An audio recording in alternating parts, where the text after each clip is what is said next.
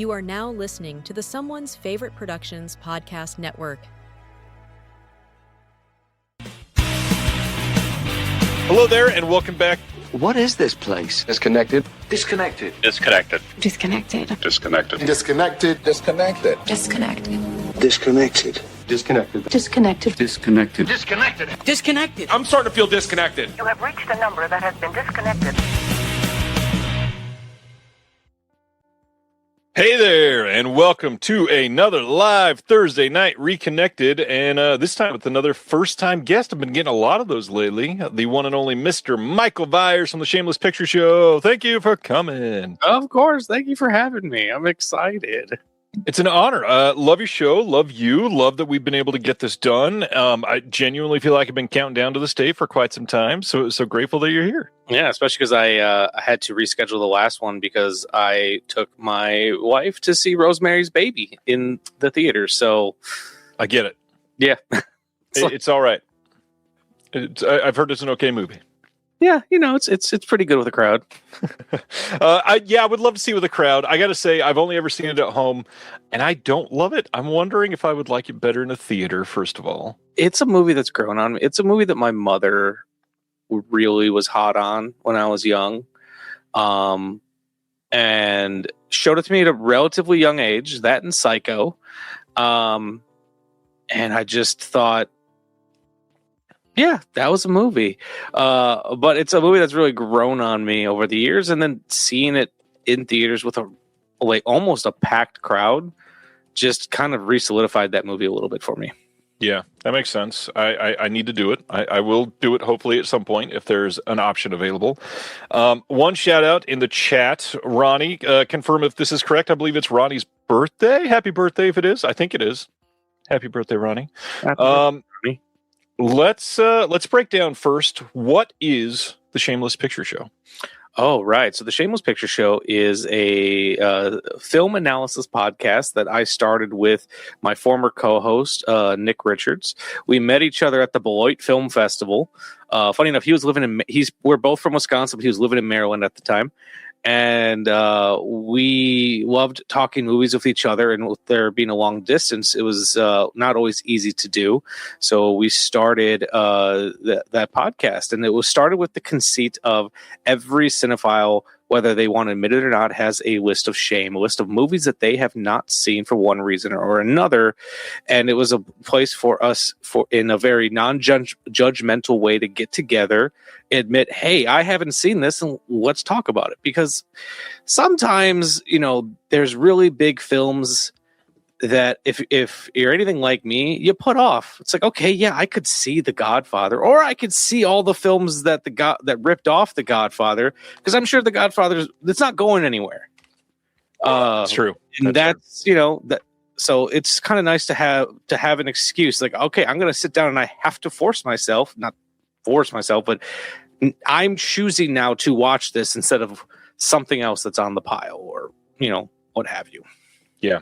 It's a conceit that I think is important. It's one that everybody has, even though many people seem to not want to admit it. Everybody, I don't know, is subjected to certain levels of ridicule, of actual shame, and then like very personal shame. So much so that in not every industry this is a problem, but genuinely around film, there's so many people that will literally lie about having seen something just because they don't want to be looked down on for that type of sentiment. But I don't get it. No, I'm sure, like back when I was in film school, when you didn't want to be that person, I'm sure, like Apocalypse Now was the film that I remember, like people being like, oh, have you seen Apocalypse Now? I'm like, yeah, don't ask me any questions. Right. I can't explain anything from it, but it's a good movie. That sort of thing is so odd, and it is a sense of shame for many people. But Jesus, so many of the films, we might talk about them tonight when they're on either of our lists, because that's what we're going to share after the conversation is more of a conversation about the Shameless Picture Show and films on our Shameless. they might be films that we're going to delight in the fact that the other person still gets the opportunity to see it for the first time. That's got to be a sense of enjoyment for you when you get to show these films to people. Absolutely. It's especially nice when it's a film that neither of us have seen, but I try to stick to the rule that one of us should not have seen it. I've broken that rule. I've also slightly broken that rule where it's happened where I'm supposed to do an episode and then it falls through and then it happens later on. I was like, well, technically I've seen this movie now, but I'm still going to count it. Like I have that happening soon with Clueless, for example. I'd never seen Clueless. Masterpiece. But I have, and I was supposed to do an episode on it and the guest fell through, and which is fine. It happens sometimes. But then I have Millie DeCherico wanting to come on and discuss it. And I was like, well, even though I've seen Clueless now, I'm still doing this episode because it was brand new for the show too. Exactly. Interesting. Yeah. I bet that's got to be fun just to discover things through that. So we'll get into some more like broad thoughts on the show and some of your experiences with seeing some of these for the first time. But let's talk about things other than that. What else have you done in your history that's related to the film industry that I might be leading you to answer so that we can talk about things that start with a T and rhyme with that movie Roma? Well, I think I mentioned that I went to film school. I'm one of those film school people, and I loved my time there. I went to the University of Wisconsin-Milwaukee, and they have a very experimental film program. Like, you're not going to go to UWM and necessarily learn how to be a gaffer. No, you're going to instead study the films of Stan Brakhage, and you're going to watch things like Wavelength, and analyze it and discuss it. So, like, they're really good about putting a camera in your hand, like a Bolex camera, and just having you go out and shoot stuff and experiment. But like many people, I had a love for Hollywood cinema to extent, and then also just exploitation and horror. So I made a little film called From the Darkness Theater, and it actually did very well. It played at Phil Anselmo. I can't pronounce his name. The guy from I know the name of his horror film festival, the House Core Horror Film Festival. I cannot think of the band that he's in. It is Pantera. Pantera, yes. Obviously, you can tell, don't listen to the band very much. It played at his film festival. It played before Suspiria, and it actually played at the Cannes Film Festival. And while there, I traveled there by myself, and I met a lot of weird people, and I met Lloyd Kaufman, of all people. At Cannes. He was shooting his Occupy Cannes documentary at the time, which I think he's finally getting around to finishing. And I met also Liam Regan of Refuse. Refuse. I always want to say Recluse, and that's the wrong name. Refuse Films.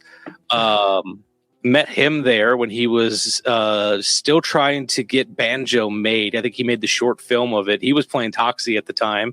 And I just hit it off with a lot of those guys, and I hung out with them through a lot of it because I couldn't do much. You know, I was nobody. I could walk around the area where they're selling films, but I couldn't do anything. You couldn't even. So each country, when you're at the Cannes Film Festival, each country has its own little oasis. It's like a couple tents set up where you can go and relax, have a drink, network. The United States had one of these little oasis set up, but you could only get in if you're on their list. So I couldn't get in. So I hung out in Canada all the time. They were nice. They let me in. I'm not shocked about either of those two things, by the way. Exactly. The very exclusive US and welcoming Canada. Very surprised. Cannes, Troma. That is cool. So what else have you done with Troma since then? So after that, I became an editor for Troma. I was one of their first out-of-state editors. It was a very terrible system, and how it came to be is actually kind of funny. Essentially, what they would do is they would anytime Lloyd would go anywhere, film festival, or he was had a cameo on a movie, he'd bring his little camera with him. And, which is often, by the way. Lloyd doesn't say no to anything. Yeah, he'll just go there and shoot a bunch of stuff, and then pretty much say, "Cool, now that I have this footage, give it to one of our editors and make it educational." Yeah, Even if he has no intention when he goes and shoots any of this stuff, but then you have to weed through it and find a story in it. And that was my job. And I would mail them a hard drive. They would load it with footage and they'd mail it back to me. It was a very weird system. What year was this? This was 2013 through like maybe 2015, 2016. I stopped doing this right around the time that I met my wife. And originally they weren't even going to bring me on to do it. I emailed them asking if they're looking for an editor, and they told me, no, you're not in New York. We can't really do much with you, which is fine. I understood that. Lloyd came to Chicago for Return to Nukem High Volume 1 and wanted to get lunch with me. Man loves nachos. So every time I've ever had food with him, he gets nachos. And it was a fun conversation. We spent a lot of time talking about like Fellini films and things like that. And then at the end of it, I'm getting ready to leave. And he goes, "Michael, why aren't you editing for me?" And I was like, "Because your team told me no." Yeah. And he goes, "Who?" I was like, "I don't know the person's name." He goes, "You email me on Monday." And then that was their editor. Edit that person off the team. Yes. Amazing. And I would say, he would personally watch everything I made. I cut, and he'd send me notes. Sometimes they're written on a napkin, and they would just take a picture of them. And it would just be like, he'd write time codes, and then in quotations, a joke. And it was like, okay, he wants me to add this joke in there, is what I usually assumed. But I got to do some cool videos. I did their, when they were at the Museum of Modern Art, they made a big video for it. He wanted me to edit that, and actually it's on the Classic Nukem High, the Subhumanoid Meltdown Blu-ray. It's on there, so I have some of the stuff I edited on Blu-rays. I don't know how much of it's still around though, because their YouTube got nuked years ago. Yeah. But I did videos where he interviewed Richard Stanley, Bruce LaBruce, a bunch of cool people, and it was a fun little gig for a while. That is awesome. What's funny is now their YouTube is back, and I feel like better than ever at the moment. They're doing like actual interesting choices for YouTube, which for Troma is not something I would have expected. Yes, yeah, Lloyd's never gonna he's never gonna stop. He's never gonna roll over. Even when their YouTube got nuked, he found a way. Even with their streaming service, he's still the first one to be like, "Hey, steal this movie. I don't care." Yeah, he just wants people to see his stuff. Yeah, 100%. And he's supportive of pretty much everybody. Like I said, he literally says yes to almost everything, which you can't say about everyone. There's a lot of people that will say no to everything. Mm-hmm. So, yeah, so I did that for a while. I did some freelance editing gigs, all the while trying to make films. And filmmaking is hard. It's especially when you don't have money. And I didn't have money to pump into it myself. And you get to a certain point, you get sick of asking for favors. And I moved to a small town in Wisconsin, and I was really depressed because I was just far enough that the drive to the city to do things was annoying, and I found myself just saying no to things, which is stupid. But it happened, and then people stop calling you when you don't say yes to things, which is understandable.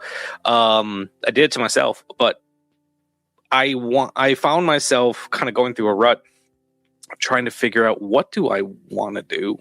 Yeah. I love film, but I couldn't picture a path without filmmaking.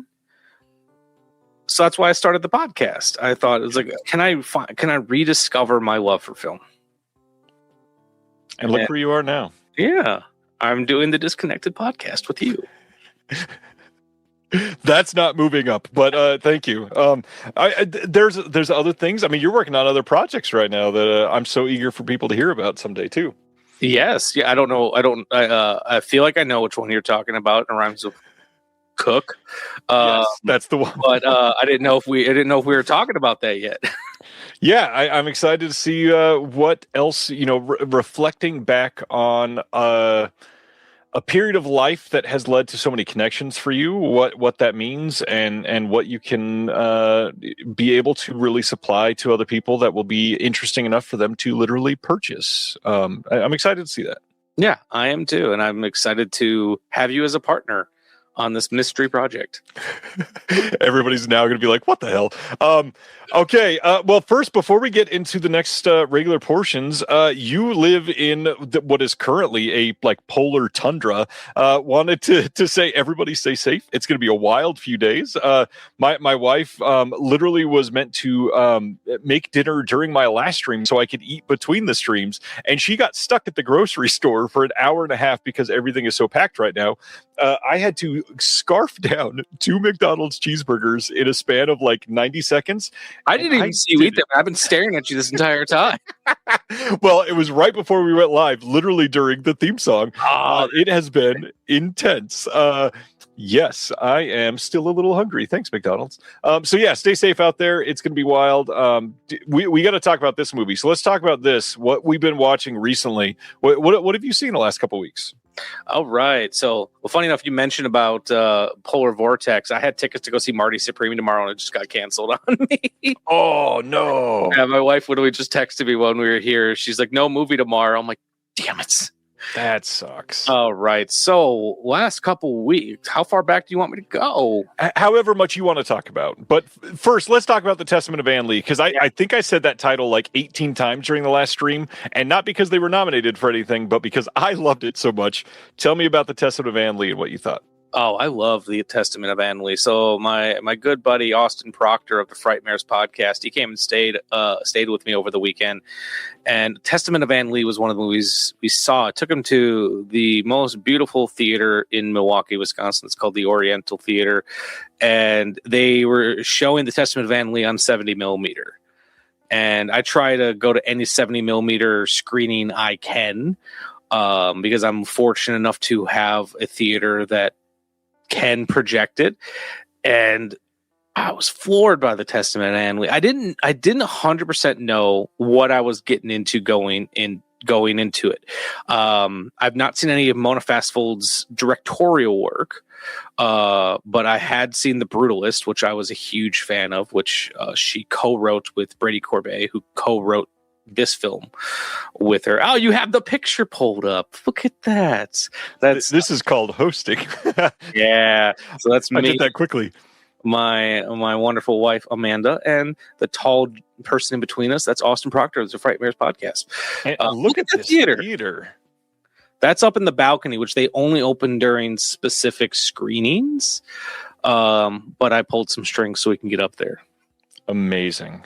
That's incredible. It's an incredible theater to see a movie in, and especially in 70 millimeter. Oh yes, and this movie just looked gorgeous, and I didn't quite know what to expect.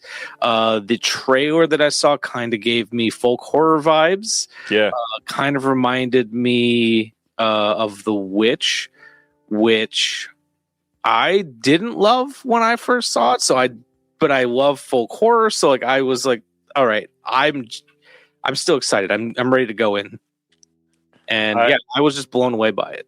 I love that you shout out The Witch. I've been telling people The Testament of Anne Lee because nobody has seen it yet because it just came out wide. I've been telling people it's as if Robert Eggers directed a cult, a religious cult musical in a way. Yes. But my wife and I were arguing of whether or not it actually counts as a musical. Technically, no, because it's not progressing the plot in any way. No, all the songs are relatively diegetic, and they're songs that they would be singing in their day-to-day life anyways, because the Shakers were kind of a musical group, and it made even more evident by the fact that they're singing and it's driving everyone nuts. So, but I understand why they classified it as a musical, because I feel like if they didn't, it almost feels misleading not to mention it. Yeah, in a way. I guess it'd be misleading because I feel like I know people who have a strong aversion to musicals, and I feel like if they went to this not knowing that there was going to be so much singing, it might feel like pulling the rug out. I personally don't think that, but I feel like it was a promotional discussion. I mean, they're kind of doing it like they did it for Wonka. They did it for, what was the other one they hid last year? There was another one. Shit. There was another musical last year that they hid. I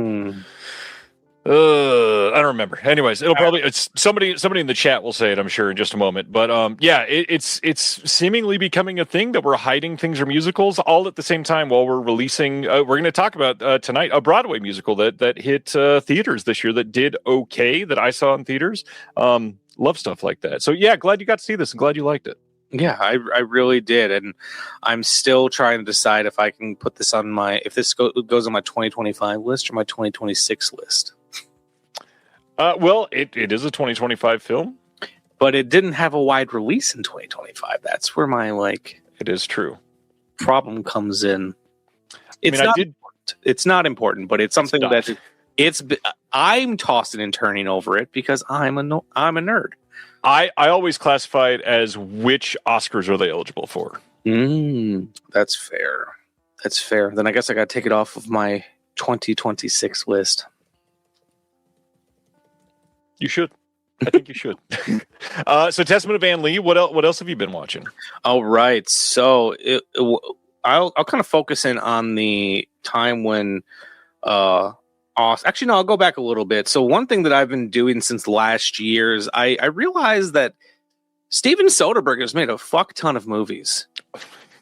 And I've only seen, up until I started this challenge, I had only seen like 5 of them. I was going through his Wikipedia. It's like, man, this man has never stopped working. Even when he said he was going to retire, he was still shooting second unit for like Hunger Games and things. So I thought, well, I'm just going to go through his filmography in chronological order. And that has been I'm still within his first 5 films, and even those are all over the place. Yep. Like you go from Sex, Lies, and Videotape to Kafka. And then from there, there's King of the Hill, which I think is a gem of a movie, even though he doesn't agree. The Underneath with Peter Gallagher. And then next is Schizopolis, which what a weird run of films. So I've been working through the films of Steven Soderbergh, and as I said, I watched King of the Hill and The Underneath this year. I also watched The Hudsucker Proxy for the first time recently for an upcoming episode.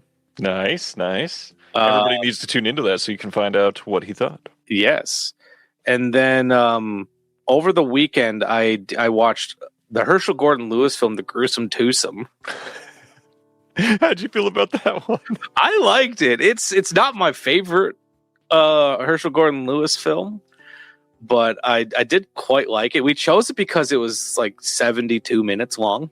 Yeah. And it was the night that Austin got in, and he I don't think we got home until like 10 o'clock, but it was like we weren't tired enough to go to bed. So it's like, okay, let's throw in a short movie, and The Gruesome Twosome won that. I saw the new Park Chan-wook film, No Other Choice. Great movie. It is a great movie. And the way that they handle tone in that film, because it's a balancing act. Oh, yes. The dog that's walking around, her name is Frankenstein. She is 13 years old. So because of that, she paces because she's old and has sore joints, and it's too hard for her to get up and down. So she'd rather just walk around. Yeah, there she is. She's just walking her perimeter. Yeah, good. Yeah. She's on guard. Yeah, we are much safer with her, so you're going to see her walking around. But No Other Choice. No Other Choice was a great time. They handled that tone expertly. The comedy never took away from the drama of the film, but it got wild. I love No Other Choice. Funny enough, I saw that and Testament of Ann Lee in a span of 2.5 days at the St. Louis International Film Festival in November, and loved them both. Yeah, that's essentially what happened. Well, it wasn't at the St. Louis Film Festival, but it was the span of a day. Yeah. And they weirdly complemented each other well. I can't quite explain why, but it just felt right. Yeah, agreed. And then I'll be touching on this again a little bit later when we talk about things we picked up. But then I also watched the AGFA release of Amanda and the Alien. Fun movie. It is. Yeah, we were walking around a local video store called Good Shit Video. And my wife, who doesn't see her name mentioned very often, saw Amanda and the Alien. And she's like, I don't know what this is, but I have to buy it. Got to do it. Yeah. So we watched it that night, and then I rewatched The Gruesome Twosome with the commentary track. I had to. My 2026 goal is if I watch something that I own in physical media, I used to do this, and I don't do it as much anymore. I need to complete the disc. What I'm telling myself. Maybe not with every single commentary, because sometimes a disc will have like 4 or 5. But I'm trying to be better about. Because that's the stuff that makes me love movies, and I don't know why I don't watch them as much. So I get that. I watched all the special features on The Gruesome Twosome and rewatched it with commentary.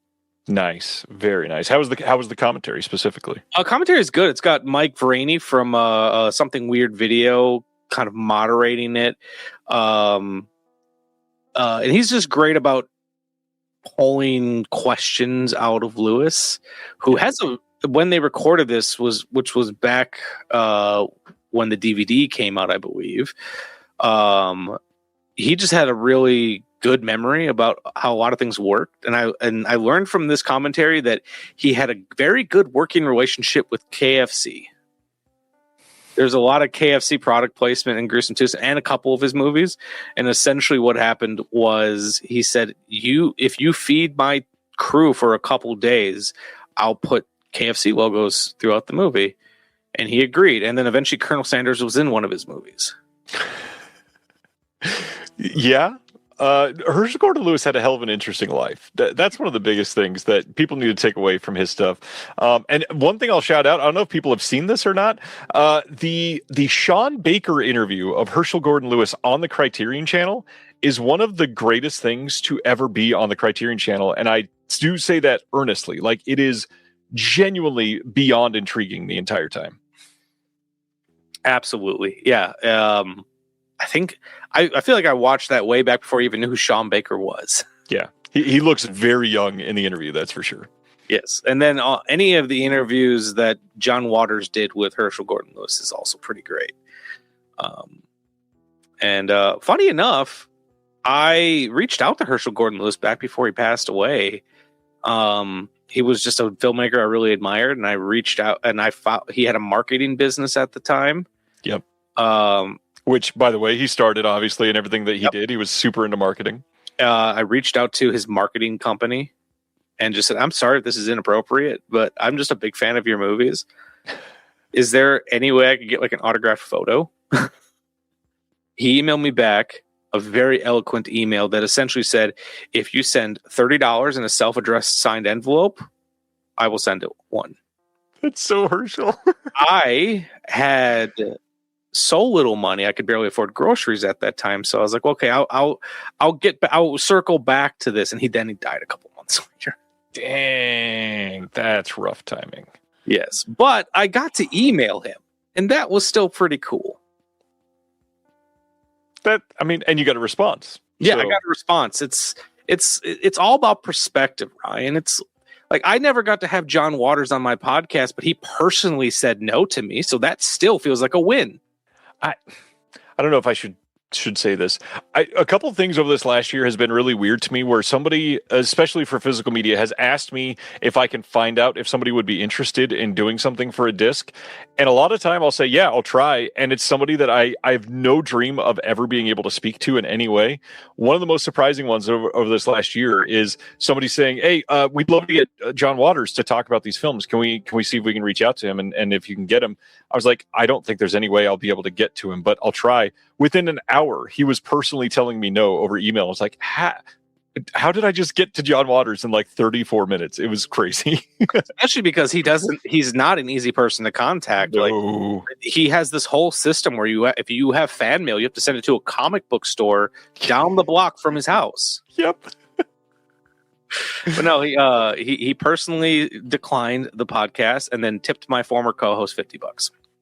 Personally declined. I mean, that's a pretty great claim to fame. My big one like that over this last year was I got Jim Wynorski to get upset with me personally and raise his voice at me over the phone, which was fun.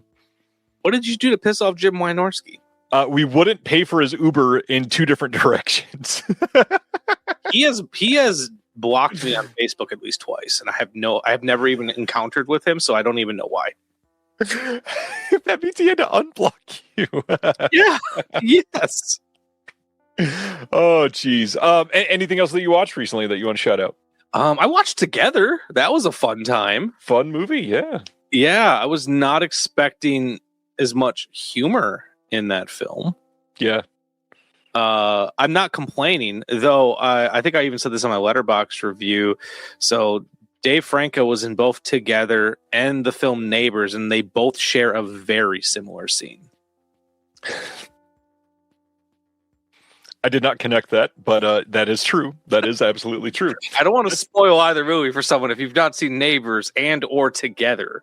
That's fun. I'll do a double feature. Yeah, that's a good movie. It's a good Franco day. Yeah, good movie. Check out Together. One that quickly I feel like people are forgetting just came out this last year because 2025 is a good year for movies. It was. It is particularly strong, and not even just the big, highly acclaimed movies that are getting like the Oscars and everything, but there was just a lot of fun stuff that came out. Yeah, even like some of the movies that I didn't love. It's like I still had a good time with. That's true. That is true. I had a lot that I've classified as like I was definitely entertained and was glad that I saw them, but they were not good movies. Like what? Like what's one of the ones that you had fun with, but wasn't that great? Let me pull up my list. Oh God, what I always forget the actual title of it. The like rom-com of the sister's husband died and the car. One second. I watched too many movies. I got to go down the list. This is great TV. I'm so sorry. Regretting You. Entertained the entire film. Not a good movie. Not a good movie at all. That's fair. That is one I hadn't actually. I don't think I even heard of that one. It's one of the 18 McKenna Grace films that came out this year. Okay, fair enough. It's not good, but it is a fun watch for sure. Another one, let's see. That's kind of how I felt about Honey Don't. Like, I don't think this is a good movie, but I had a lot of fun watching it. I am a Honey Don't defender. I think it is a very good movie, and a lot of people are not approaching it as if it's a send-up of like 40s gumshoe detective fun stories, which is very obvious because, oh my God, is Margaret Qualley's accent in that literally just pulled right out of a absolutely. 1943 noir. Like, no, you're absolutely right. So I just had such a great time with it, but I left that movie and I was like, I think I need to see this again because I really don't know how I'm feeling about it other than I had a great time with it. Super innovative opening credits in Honey Don't as well. Weird thing to remark on, but I love the opening credits in Honey Don't. Right. Credits don't get enough credit. But no, and then there was just some little things that I feel like went really under the radar. Like Splitsville. Splitsville was something I hadn't even heard of, and it was probably the hardest I laughed all year. There's one scene in that made me laugh maybe the hardest all year. The roller coaster scene is probably the funniest scene to come out of all of 2025. I did not enjoy the movie all that much. Oh, see, I just that their entire little fight sequence when they when they agree that knives are probably not a smart idea, just nearly took me off my couch. Yeah, that's true. The fight scene was pretty funny. It was a long fight scene too, so maybe it's better than I'm giving it credit for. All right. I'll go into a couple of my recent watches because I had a shockingly large week compared to what I expected. And what's funny is this first film is 3.5 hours long that I'm going to mention. I showed my kids the Peter Jackson King Kong. I have always been a big defender of that movie. I adore that movie. Yeah, love that movie. They had a blast with it. It was a good time. It is about as good as I remember, and I overrate it more than most people. I love that movie. It's epic. I think it's well made, but my God, is the CGI really bad in it? Well, yeah, it's of its time, but I think I saw that movie in the theater twice because I was really hot on it. It might be my favorite King Kong movie. I don't know. I have to really think about that. I love Kong Skull Island, but it's definitely top 2 or 3 for me. However, when I saw King Kong for the reason I had to see it the second time, other than the fact that I loved it, was because the person I went to go see it with truly was not interested in seeing it and just played Grand Theft Auto 3 on his PSP the entire time. We sat in the back of the theater, and I was like, "Why did you even come?" Yeah. That's rough. I agree with the people saying that King Kong is too long. The big thing is getting to the island. You that should not take like 50 minutes. I agree that it like humanizes and gives you a reason to care about the people. But my God, we don't need 45 minutes of lead up to get to the boat and then some rough boat scenes and then suddenly we're on the island. Now an hour into the film. That's fair. I don't feel like it bothered me at the time, but I've also probably not rewatched it in over a decade. Yeah, it had been a while for me. I love it, and even then, like the getting to the island, I like that part. It's just for the film, it wasn't needed. All right, what else? Let me pull back my list again. Oh, I finally watched House of Dynamite from last year. Did you see that one? The Catherine Bigelow? No. How was it? It's very well. She's an incredible director. It's a very well made movie. I was happy with the structure of the film, which seems to be a lot of people's complaints. I understand that it takes away the weight a little bit of what is happening in the movie. But honestly, it was just compelling. I don't know. I feel like Catherine Bigelow just has my number a little bit in her movies, and it's just like directed straight for me. I loved the first and third act of House of Dynamite more than the second act. And what's hilarious is all 3 acts are the same portion of the film, just done 3 times. But it's good. I was greatly appreciative to see the cast that she had in it. Truly loved seeing some of these people give her just really great performances, especially like Tracy Letts seeing in a pretty important role was nice to see. Jared Harris, always remarkable. Hilarious to see him in this and in Chernobyl. And I don't want to spoil anything, but if you've seen either of those movies, the fact that he has the same outcome is crazy. And I guess Chernobyl's not a movie, it's a limited series. Couple other things. That's true. Reverence. We talked about this on the show a couple weeks ago because it got a physical media release, and it looked like it was, what is the polite way to say this to make people not feel alienated? Oh, I know. Red Hat trailer trash MAGA porn. That's exactly what it was. I did not like anything about this movie. I thought that they could have gone a lot of different ways, but it basically just lifted up the wrong characters and made somebody out to be a hero when they were just kind of a piece of shit the entire movie. And that sort of thing really grinds my gears. It made no sense whatsoever. Nothing about the movie was logical. Do not watch Reverence from 2025. It's a bad movie. Good. Had no intention to. Smart man. One that you should watch, though, Clemency from 2019. This is a movie that is directed by, her name is hard to say. It is Chinonya Chukwu. She is an incredible director for this movie, and it is about an individual who is a warden at a prison, and the movie starts with an execution gone wrong and sort of traumatizes a bunch of people that were associated with that. And the act of being a warden after having that happen and how it affects your future decisions and humanizing prisoners. Very good movie. It is a little bit plotting, and I feel like the fact that we have the failed execution at the beginning, it sort of loses its emotional weight after that. But it's still a journey worth going on, and really will hammer home how you should not go to prison and probably not work in a prison. But it's a fun movie. And fun, not meant in a literal sense. Like it's well made, and you would have a good time watching it. And it's got Alfred Woodard. That's great. He is quite good in it. I also watched Your Sister, the Mumblecore movie from 2011 with Mark Duplass, and good movie. It is just shockingly well written, directed by Lynn Shelton, who is a master. Very, very well done. Yeah, Emily Blunt, kind of weird accent work in the movie, but they sort of make it make sense by the end of it. Check it out. Good movie. I'm appreciative that I got to see it. That's Some all I good got. stuff. Except a couple of these I've never even heard of. So That was one of my goals this week, is And- some very underseen movies. what was the name of that last one? Your Sister's Sister. Because I was quite fond of a lot of those mumblecore movies when they were first coming out. It's just they all just kind of worked for me. There is maybe the funniest moment in any mumblecore movie I've seen in this movie, and it's Mark Duplass trying to show people a condom. I'll just leave it at that. It is wildly funny. Wildly funny. I'm sold. I've added both of these to my list because now I need to see them. Speaking of being sold, what have you been getting in lately for physical media? All right, I have to do these in stacks, so bear with me.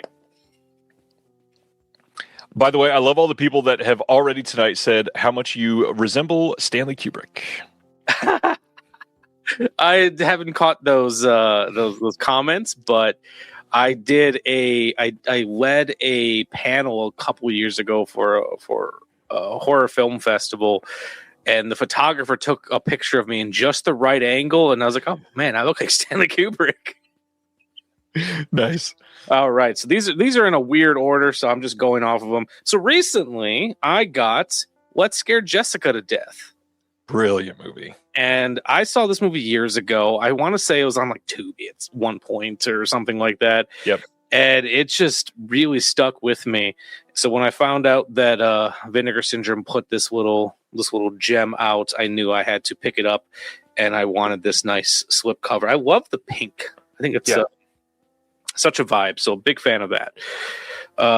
Also recently gotten this one. I got in as a review copy from Kino Lorber. I got Diva. Ooh, I need to see this one. Yeah, so I'm a big fan of the movie Betty Blue, which was directed by the same person. I'm sure I'm going to mispronounce his name. Jean-Jacques Benet is how I've been going with it. This is the film he did before Betty Blue, and it sounds like it is a French crime film, which is perfect because I love French crime films. So Kino Lorber just put this out in 4K, and it's absolutely stacked with special features. Everything. It's got scene-specific commentaries with the director itself. It has Arthur Simon Abrams does a commentary on here as well. It's got an introduction by Phil Powry, and it also just is stacked with interviews with pretty much everyone involved in this film. Nice. So I'm excited to dig into that. Picked up Dogma.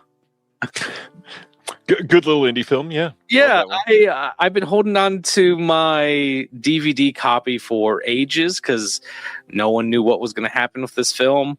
So I was at a local video store called Good Shit Video. Mick, if you're listening, anyone in the Milwaukee, Wisconsin area should go to Good Shit Video. He has a lot of the boutique labels that we all know and love. He had this sitting on the shelf, so I was like, well, last time I tried getting it from Walmart, I couldn't because it was sold out. So this is my sign. Then I need to buy Dogma. Nice. You guys. Go sorry. ahead. No, please.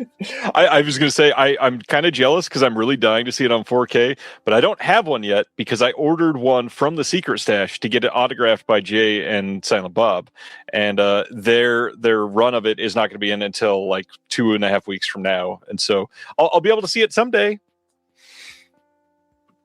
Yeah, I'm really excited to rewatch it because it's been a long time since I've watched. I feel like I had this paranoid feeling that something was going to happen to my DVD of it, so I never wanted to like watch it. I know that's like really a crazy thought, but now I have this new 4K, so I can watch as much as I want. Nice, that's awesome. It's cool that you said you ordered your copy from the Secret Stash. Yeah, they were sharing it on socials, and they didn't have too many, and I think that they did it twice, and they both sold out like within a couple hours. The people that work there are super nice. So Yep. I'm a big fan of the movie Vulgar, Brian Johnson's movie, Yeah. and I emailed the store one time just saying. Once again, kind of like I did Herschel Gordon Lewis, is like, is there any way I can get Brian to sign this? Yeah. And they emailed me back within 15 minutes, and they're like, "Yeah, just send us the slip cover or like the card inside of it to this address." And he sent it back signed with a nice little note. Look at that. That's awesome. Yeah, he didn't even charge me $30 like Herschel did. Way better than Herschel Gordon Lewis. All right. So my next question was going to be: do you have a half price books where you're at? We have, I think, 2 around here. Yeah.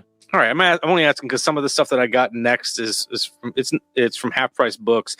I shockingly found Operation Condor, the '88 films release at half price books, Region B, but I've got an all region player, so it's not a big deal. I was just surprised to see this sitting around on their shelves. Yeah, that's interesting. And then one of my hyper fixations when it comes to physical media is Burt Reynolds. He is my favorite actor. Ryan, you've heard all about my love for Burt Reynolds. And most of you should have by now, because hopefully you've bought the Physical Media Advocate with Burt Reynolds on the cover, where Mike had a really wonderful piece on the inside. So thank you for that, Michael. You're very welcome. So it's always my goal to eventually get every movie that he's ever been in. I've got a lot of the big ones, so now I'm kind of going through some of the less popular ones. But I found some of them half price books. I didn't even know he was in these. Universal Soldier 2 and 3. Found this on DVD. All right. Mystery Alaska. That is a very common poster trope. Yes. A couple things. I just want to read what's all on the cover because it gets progressively funnier. So it starts off with a review of it from Ted Goldenberg from Fox TV. He calls it the Rocky of hockey, which I just love saying. The next review is from Jason Miller of ABC TV. It's only TV people reviewing this. It says full of action, suspense, and heart. And then right above the title, from the director of Austin Powers. From the director of Austin Powers is wild. Gary says, make sure you have the Twilight Zone collection because Bert is in an episode of that. I know. I'm tracking. So there was a period of time where you could get just select episodes of Twilight Zone on DVDs. I want to get all of the Twilight Zone, but I'd like to find if they ever released his episode on a disc so I can put that in his section. That makes sense. And then last thing I got for Burt Reynolds was the Johnson County War. It's a Hallmark Channel Western.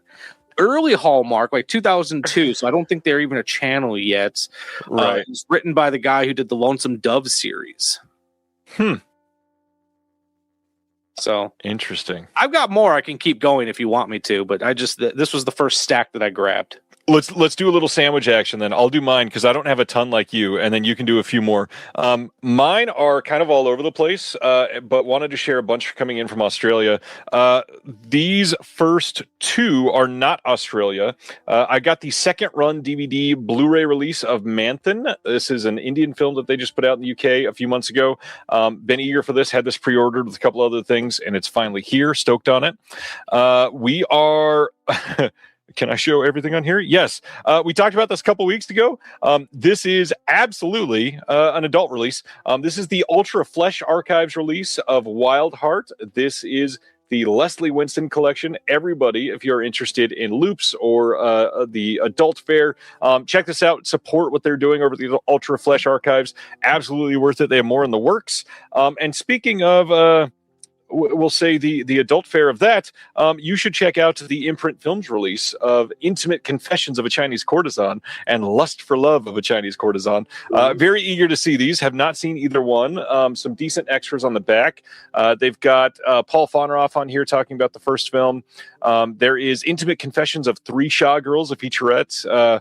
Yeah, these look really good, actually. Very excited about those. Look at that. Dakota shouting out Ultra Flesh is so good. Love the commentary with Leslie Winston.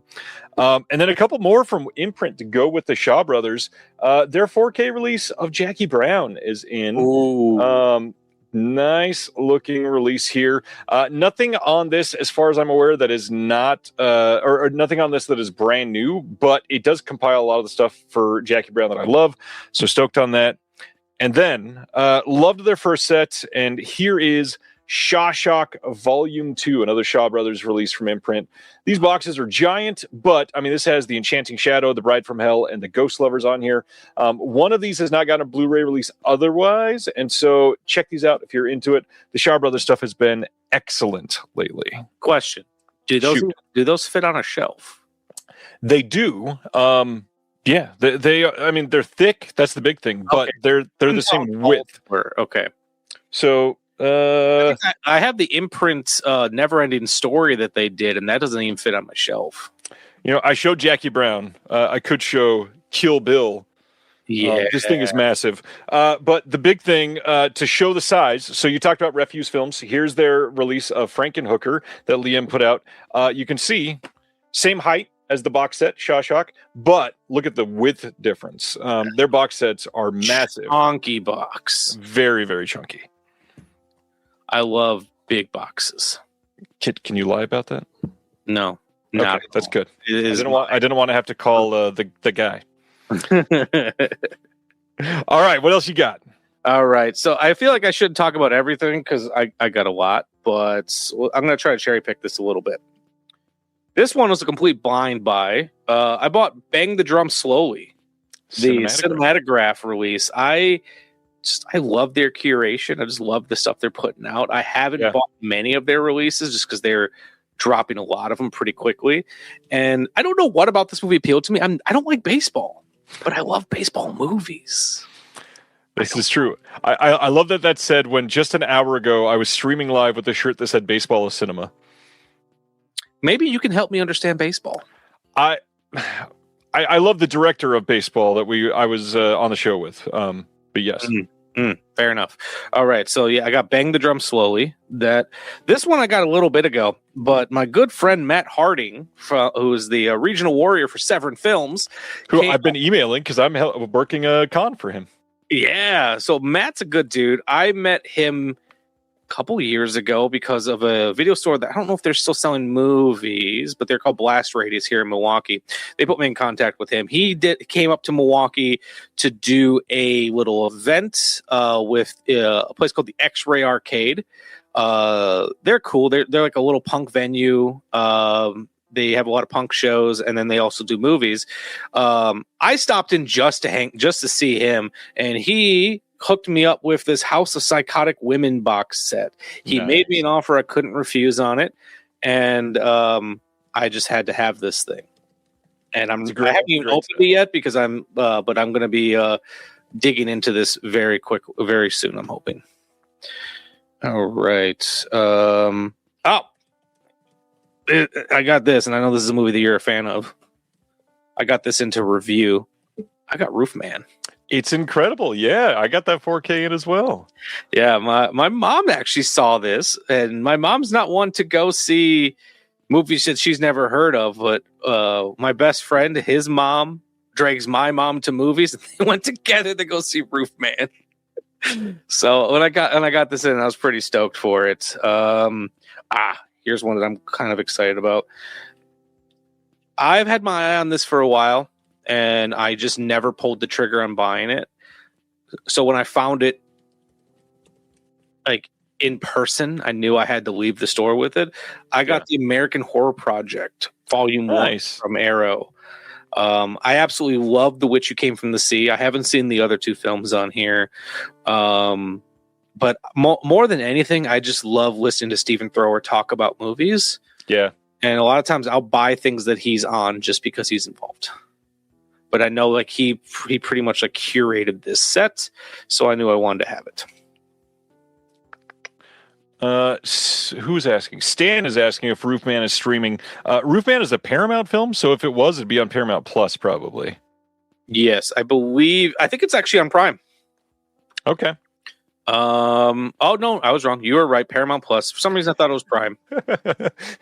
They both start with P. That's why. Yeah, when it pops up on my Apple TV, and I just see the little logo in the corner. Yep. Oh, Mike says it's also free on Prime, so maybe we were. There we go.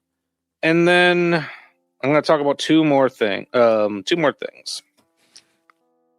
Next, I picked up the 4K of Flow, the Criterion, because I just got this from the library not too long ago because I wanted to see it. Completely enamored with it. I don't know if you saw it. Have you seen it? I did. Yeah. I think it's just a cute little film, and I liked it quite a bit. And I also love that it has another film from the same director called Away on this as well. So, and then the last thing I will highlight, because I've never seen it and I'm really excited for it, I got Thunderheart. Ah, very nice. Yeah, this one I've never seen, but I'm a sucker for Val Kilmer. And actually listening to you and Brian talk about Val Kilmer quite a bit last week. Yeah. I was pretty excited when I got this into review, because it's one of the films that in his filmography that I've missed. Well, that and multiple names that have sadly left this mortal coil over the last year. It's Graham Greene for sure. Perfect time to check it out. Yep. And then it's directed by Michael Apted, who directed my favorite music biopic of all time, The Coal Miner's Daughter. Nice.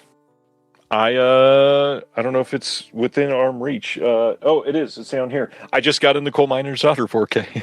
There's a 4K for that. It just came out. Who put that out? The studio did. All right. I'm going to have to get that because Coal Miner's Daughter is a movie that I have a very interesting relationship with because I don't even know why it appealed to me so heavily when it did. I remember seeing it for the first time. I was going through just going through the channels, and I think it was playing on like HBO or Showtime or something when I was a kid, and it was rated R. So I just assumed when I was a kid, I assumed any rated R movie was going to have nudity. And at a young age, that's all you're kind of looking for. I put the movie on, and I just got so wrapped up in the story. I remember it. Why am I struggling to think of his name? Tommy Lee Jones. Wow. Tommy Lee Jones, he swears to Loretta Lynn's dad. It's like, I will never lay my hands on her. And then literally the night of their wedding, he beats her. And I just remember being 9 years old, being like, that piece of shit. Can I blow your mind a little bit? Yeah. It's rated PG. What? For some reason, oh, wow. Well, I thought it was rated R as a kid. That's the only reason I could have thought that I put it on. Coal Miner's Daughter is a masterpiece. The music in it is beyond nostalgic for me. It was something that I heard an infinite number of times growing up. Great performances, great movie.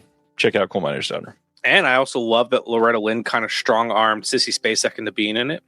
Yeah. I've heard that story. Jim, that's exactly why I got it. It was $11 on sale at Amazon. Deal. Yeah, for a brand new 4K. Good deal. Yeah, I don't remember the story, but I think I heard it. Is it shareable? Do you remember it? Yeah, so essentially what had happened was the studio was helping develop the film, and Loretta Lynn was involved with it. I believe she's got a producing credit of some sort on that film. I think so. And she had seen Sissy Spacek and I think Carrie? That would make sense. And just thought, was like, well, this is the girl that's going to play me. And reached out to Sissy Spacek and was like, I want you to do this. And Sissy Spacek said, I can't sing. And I don't want to sing. So Loretta Lynn went on like Johnny Carson and was like, we are making a movie about my life and Sissy Spacek is going to play me.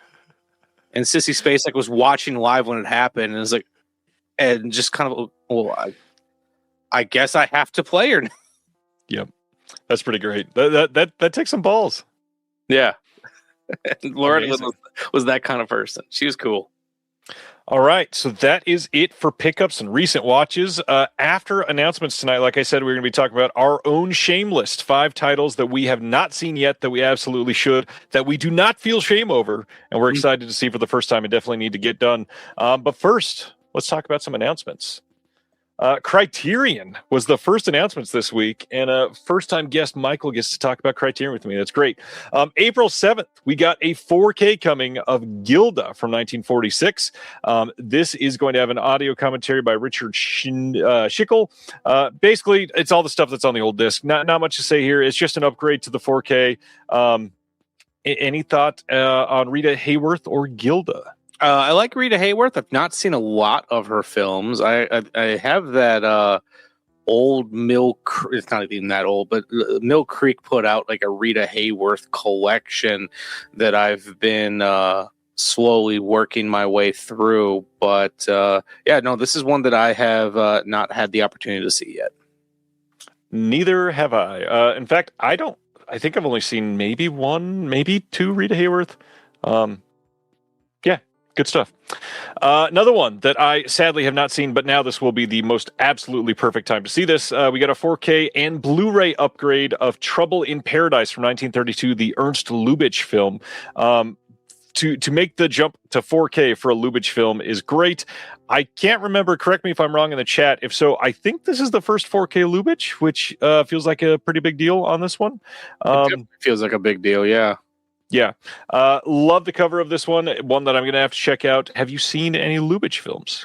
Another one that I have not seen. However, I do have fond memories of listening to Mark Cousins say his name in the History of Film documentary. Good doc. Yeah. And I just love the way that he says his name. Yep. Next up, a film that, no joke, so a little peek behind the curtains of how I do announcements sometimes. Criterion, they usually announce on the 15th of every month, and so I was ready on the 15th, which was Thursday of last week, to post announcements, and I had something up on my screen ready to go, and what I normally do when I know that a certain company is going to announce, I fill in all of the information from what I can guess. I knew that they were doing April announcements, so I had the coming on April, the first Tuesday, which was, I think, the 7th, on 4K from Criterion, and I always put in a fake movie, so I just have to double click it to highlight and put something else in there. The fake movie I chose last Thursday was Life of Brian. I was like, there's no way Criterion will ever release Life of Brian, and then they literally announced it the one time that I typed it in there as the fake movie, and I was like, I literally called that. That was incredible. So we are getting a 4K and Blu-ray release of Life of Brian. Never saw them getting the rights back to this. This had been a Criterion DVD ages ago. 1979 release from Monty Python, which is a remarkable movie. This is going to have 2 audio commentaries. We've got a bunch of the Pythons in there. We've got the story of Brian from 2007, which is a making of doc. There is a bunch of extras from way back in the day, including some deleted scenes, original illustrated recording, all kinds of stuff, including a new essay by Bill Gabiri. Do you have a history with the Life of Brian? I actually don't have much of a history with Monty Python in general. Nice. It was never they were never anything my parents watched growing up, or anyone that I really knew. So like, even though I was familiar with them as I got older, I didn't really have anyone shepherding me towards their stuff, and they definitely are shameless material of something I need to see. Have you seen any of them? Holy Grail? Nothing. Not like I've seen the Monty Python guys in things, and I've seen some of Terry Gilliam's films, but I've not seen a proper Monty Python movie. I think we should schedule a weekend, get us literally in person together, and watch all of their films back to back. I'm not kidding, genuinely. I will refrain from watching any of them until we can plan this. Handshake, same. I wanted to watch Holy Grail again soon. That sounds amazing. We're doing this at some point, and I cannot wait to talk about it. That sounds like a blast.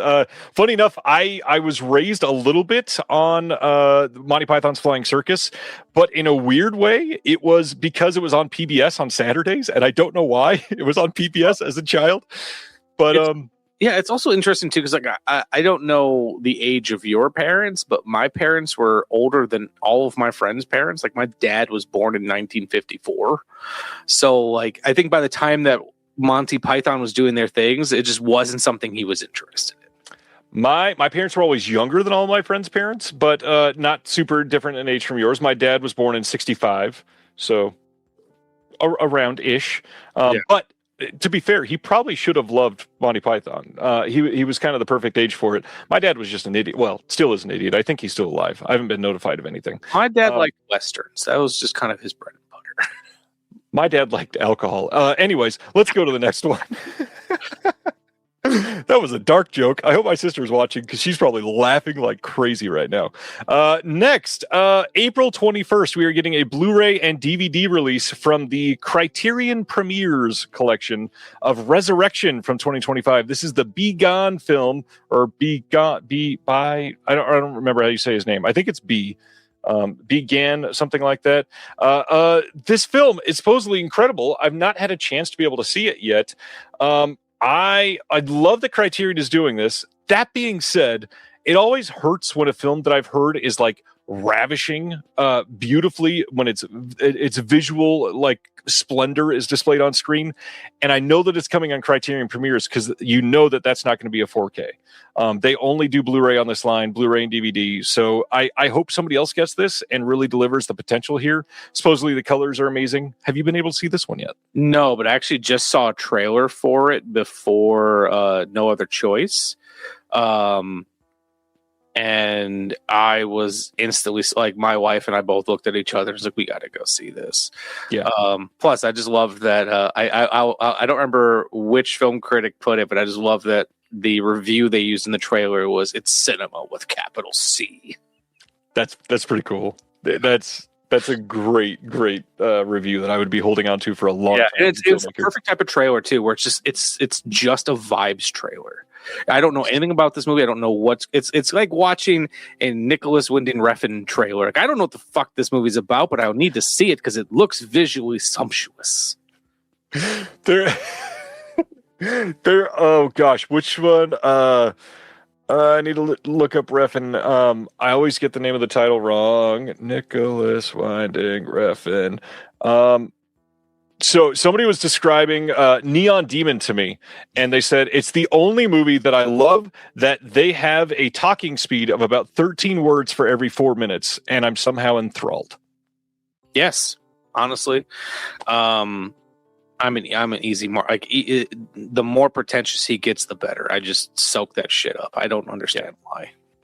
Understandable. Next up, a big one this month. We are getting on April 21st a 4K and Blu-ray release of Point Blank. Point Blank is the title from 1967. This is the Lee Marvin joint from John Borman, a title that people adore, that has long needed a great release. And here we go. Brand new 4K digital restoration, supervised and approved by John Borman. We've got a 4K disc and a Blu-ray disc. We got an audio commentary with Borman and Steven Soderbergh, second Soderbergh name drop so far. We got an interview with Borman conducted by the author Jeff Dyer, new interview with the critic Mark Harris, new reflections on the film by Jim Jarmusch. We've got a new program on the mid-century LA architecture featured in the movie with historian that's not a word either. Historian Alison Martino, and then The Rock from 1967, a short doc on Alcatraz and the making of the movie. Plus, there's a interview with Marvin from a 1970 episode of the Dick Cavett Show, and an essay by Dyer. Like, this is a great looking release. I have to buy this. I saw this years ago. So a lot of my stories about watching movies involve my mother, because she I didn't have many movie friends growing up, but I knew if it came on Turner Classic Movies, my mother would watch it with me. I saw this movie when I was like 14, 15 years old. Nice. Neither of us had seen it. It came on Turner Classic Movies. I just remember it finished, and my mom was like, "What did you think?" And I was like, "I think I loved it." And she said, "I think I hate it." And I've not seen it since. I've just been kind of riding that high ever since. So, with all of that, plus you're gonna throw some Soderbergh and Jarmusch in there. Hell yeah, I gotta pick this up. That is a big deal. Glad it is out there. So that is Point Blank. Next, on April 28th, we got a Blu-ray release of the Eclipse series next title, and that is Kinuyo Tanaka Directs, a box set from 1953 to 1962. This will include Love Letter, The Moon Has Risen, Forever a Woman, The Wandering Process, Girls of the Night, and Love Under the Crucifix. The only special feature that they're listing for this is an essay by Imogen Sarah Smith, who is excellent, thankfully, but I do wish that we were getting more stuff in these box sets. But it'll be an HD release. It'll be nice to have these. I've not seen anything from Kinuyo Tanaka. Have you seen anything from them? No, and actually, I'm relatively new to the Eclipse series, but I bought the Robert Downey Sr. one and loved that. So after that, I wanted to start kind of blindly jumping into some of these. Yeah, I've got the first one that they just did on Blu-ray. Eager to see the rest that they do. I really hope they upgrade their Nakatsu. Nakatsu, is it crime, or I think it's Nakatsu Noir that they called their old Eclipse DVD set. We were talking about that in the Discord this week. I definitely want that one upgraded for sure. Mm-hmm. Yeah, and I just I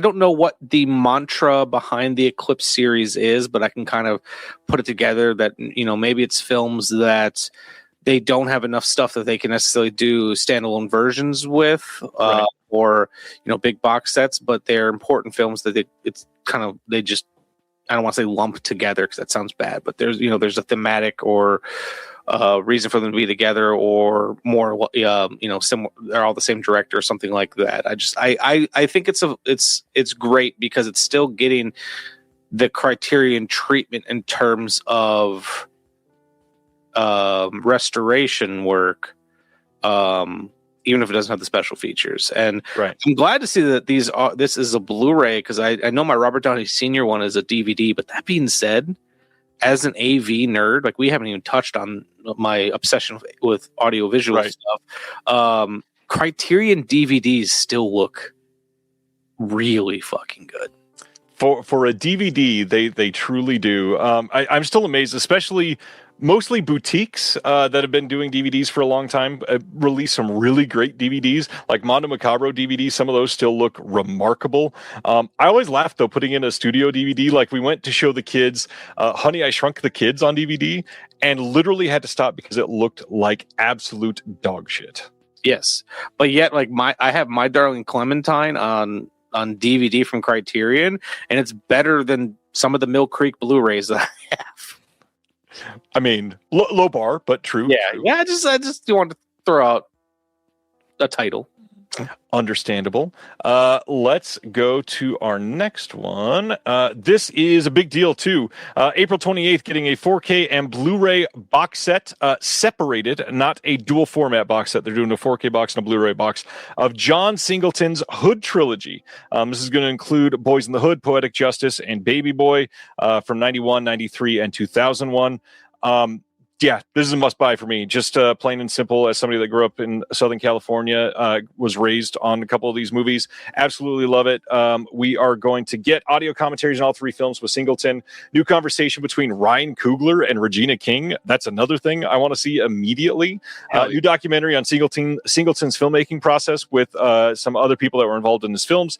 New audio interviews with Taraji P. Henson and Tyrese Gibson. Great. Some deleted scenes, archival extras, and then an essay by Julian Kimball. Any thoughts on John Singleton? I've only seen Boys in the Hood, but it's a movie that really stuck with me. Another movie that my mother showed me at a very young age, and I feel like I am the person I am because I saw something like that at a young age, and it really stuck with me. Definitely need to pick this up. Yep, this is the first sale after this goes on sale.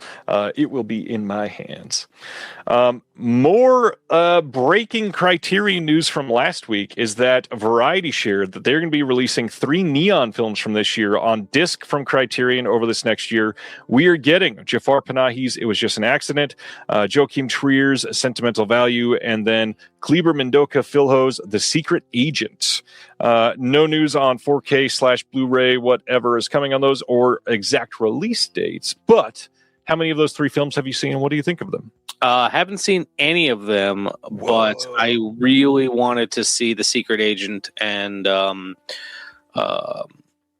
Sentimental Value. The first one I have not heard of, but I've heard of the filmmaker. So I definitely want to check out all these.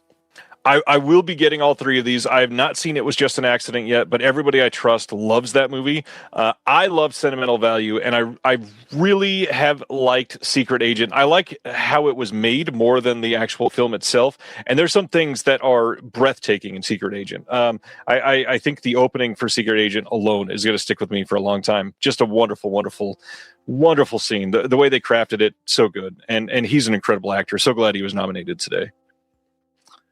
All right. Other than that, let's talk about third-party retailers because I clicked twice. Let's go back to this. Diabolic DVD has announced that they've updated a couple things. One, finally, for the love of God, they are offering a version of free shipping. And all you have to do is order 3 things on Diabolic DVD, and they are going to give you a $6 credit when you're checking out. Now, this is interesting because it's not. It is free shipping, but it's not free shipping because it's not going to be listed as free shipping, but it will cover your price of shipping. But they also wanted it to work for international buyers. So if you buy at least 3 things internationally, you will get a $6 credit off of the total cost of your order. And obviously, they can't give you free shipping if you were going, internationally because it's going to be like $30. But now you'll save $6, which is pretty cool. And then they're also doing a loyalty program. This is all live now. So on top of that, you will be able to get a point earned for every $1 that you spend. And once you've accumulated $300 of purchasing, you will receive a $20 coupon. Good towards anything on the site. They're working on some other perks with this software that they hope to roll out in the coming weeks, but that is pretty damn cool. Do you shop from Diabolic? I do.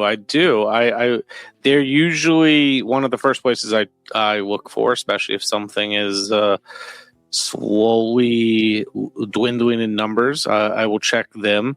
I usually like their prices quite a bit. My question though, if this so quote unquote free, but not really free shipping. So you said that you buy 3 things. I assume it's like a bundle, like you buy 3 titles or 3 things from their website, and then you said they give you a coupon. Yes. Can you bank those coupons? Can I just say choose to pay for my shipping? No. Darn, because that'd be fun. Yeah. They will just give you $6 off of that purchase specifically. It will be listed at checkout. And then I guess the other thing to point out here is specifically it is 3 regularly priced items. So if they're having a sale and you get 3 items in a sale, you will not get free shipping, which is rough. I guess I get it. All right, let's head to Australia with Imprint. We talked about this film a few months ago. March 25th, we're getting a Blu-ray release from Imprint of Up the Junction from 1968. This is the Susie Kendall film. This is going to have a brand new audio commentary by Josephine Botting and Melanie Williams. New interview with the assistant director, Michael Dryhurst. Have you seen this movie? No, I've never even heard of this movie. I had not the first time that we announced this a few months ago from Screenbound, but I'm dying to hear this. Everybody that was from the UK said this was a big one for them. I'm very curious to check this one out. Looks pretty fun. Yeah, so you remember when we were kids and we were always told don't judge a book by its cover type. I am. I need something to go off of, and a compelling or interesting poster goes a long way for me. I don't know anything about these movies. I would pick up these movies blindly just because I like the way it's being sold to me. I like looking at it. Right. Understandable. Completely understandable. Let's it's raw and randy. It's a great tagline. Let's be honest. It really is. It's not as good as it's the Rocky of hockey, but it's pretty good. I would love to see It's the Rocky of Hockey on the cover for Up the Junction. Yeah. That'd be next up, same date, March 25th, a Blu-ray of Another Time, Another Place from 1958. I just want to point out that on Facebook, I posted this announcement. Somebody saw this cover and said in the comments, "Why does that look like Sean Connery?" I wonder why. I really wanted to say, do you know how to read? Because it literally points out that it is Sean Connery.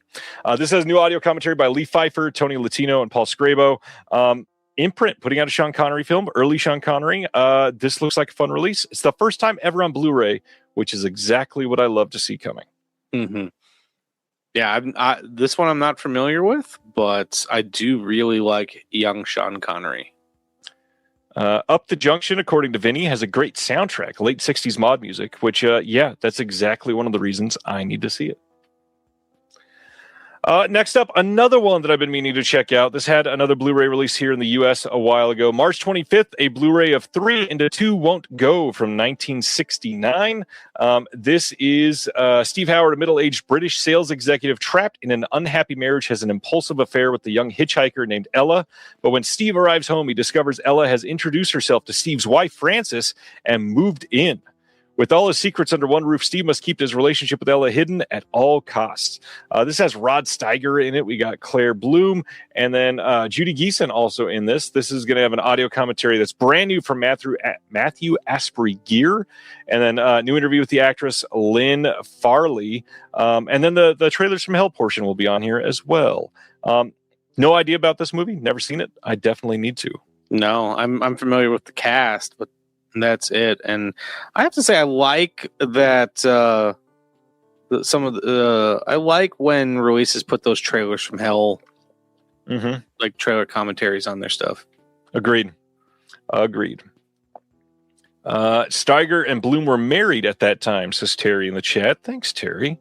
I guess the chemistry must be pretty decent in this movie then. Wouldn't it be funny if it was terrible? Like they have no chemistry whatsoever. Like the plot of the movie, it's actually the chemistry between him and the other woman. Yes. It's all steamy. So same day from Imprint again, Hot Enough for June from 1964. This one with Dirk Bogarde. This will have a new audio commentary by Matthew Asprey Gear as well. They're working on some more new special features, but they have not been announced yet. Once again, not my era of film, so I don't know much of anything about this one. This is a bit of a blind spot. I like a lot of the 60s comedies I've seen. A movie called Cactus Flower is one of my favorites. But yeah, this is not an era that I know a lot about, but I enjoy it. I enjoyed everything I've seen from it, so I'm usually good to blind buy stuff from this time period. Nice. Next up is Some Girls Do from 1969. This is from Ralph Thomas, the director. This is a cult comedy spy film. We get a new audio commentary with Kim Newman and Barry Forshaw. New Lee Pfeiffer speaking on Richard Johnson, the man who was almost Bond. There is a new segment with Tony Latino, the film historian, on the spy craze of the 60s. We've got a new interview with Paul Scrabo, and then even more new special features that they're working on right now. This is a sequel to Deadlier Than the Male. This is supposed to be really great. I need to see this. Love that they're putting this out. Pretty good slate from Imprint. Yeah, I love spy films and I love spy spoofs. Agreed there. Last one from Imprint in this batch is Maroc 7, coming on the same day. This is from 1967. This is going to be with Gene Barry, Elizabeth Martinelli, Leslie Phillips, and Alexander Stewart. This will have a new audio commentary by Kim Newman and Barry Forshaw again. New interview with the producer, John Gale, and even more new special features. It is wild that they're putting so much on these small sort of underseen films that normally they would just put out maybe a commentary and that's it. But yeah, they're actually putting some money into these, which I love to see. And I appreciate it because, like, honestly, like for some of these films, I would be fine just getting the film. Right. I love getting supplemental materials, but for some of these movies, just being able to see them is enough. Yeah. But I do appreciate when they can put something together, even if it's something small, just for some contextual information. Agreed. Absolutely agreed. Some of my favorite things about these. Let's go to a movie that came out last year that I did not get a chance to see that I'm dying to see. That is coming from Magnolia of the film Man Finds Tape. This is coming on February 24th on Blu-ray. This is a found footage movie that's supposed to be genuinely creepy, and I love found footage. How do you feel about found footage? I ultimately like it. I wouldn't say I like... I haven't liked every found footage movie, but no one has. It's a genre that I find endlessly fascinating, and especially if they can find a conceit in which I'm not questioning why they're continuing the film. Yeah. Also, one thing that I also love when they lean into the fact that it is a movie. I will never forget that in George Romero's Diary of the Dead, there's actually a scene of them editing the footage together, and I was like, I don't know why, but I weirdly appreciate seeing this. I will say found footage is probably the genre with some of the highest highs, but also some of the lowest lows possible. You have a favorite found footage? My God. Or just a strong one that comes off the top of your head. Cloverfield. That is a great. That one is. I think I got like a Paramount Steelbook for that a couple of years ago. Yep. And I had rediscovered that film, and it just holds up so well. As Above, So Below legitimately scared the shit out of me. Yeah. So much, like, and to the point that like I haven't wanted to rewatch it just because I want to live in the memories that I have of how good that film was. Right. One with the similar sort of vibe, because it's more focused on horror than creature feature aspect of Cloverfield. The Last Exorcism. I love that movie, and then the last 90 seconds happen, and that ruins so much of that movie. But the rest of it is very, very good. Rad. Next up is from Wellgo USA from March 31st. You're going to be able to get a Blu-ray of the Takashi Miike film Blazing Fists. This says, from Takashi Miike comes the story of Ikuto and Ryoma, troubled teens who meet in juvenile detention and plan to fight their way to freedom. Inspired by MMA fighter and Breaking Down founder Mikuro Asakura, the two boys set their sights on competing in Asakura's popular tournament. After their release, they discover they must defeat their pasts outside the ring before they can become champions inside it. How do you feel about Takashi Miike? I like Takashi Miike quite a bit, and I'm always impressed by how many films he makes. Earlier in this broadcast, I talked about going to the Cannes Film Festival. Yeah, rented a tuxedo because I had a connection that got me into a red carpet screening, so I had to have a tuxedo for that.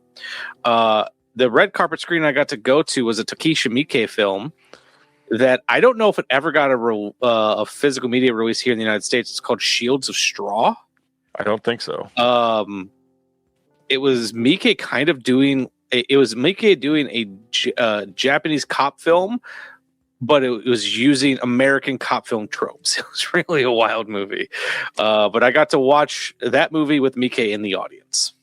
No disc release in the U.S. Interesting. I feel like I need to see that pretty quickly. And so that's always a little laurel that I can put in my cap that I got to see a Miike film that you can't really find. That nobody has seen. Yes.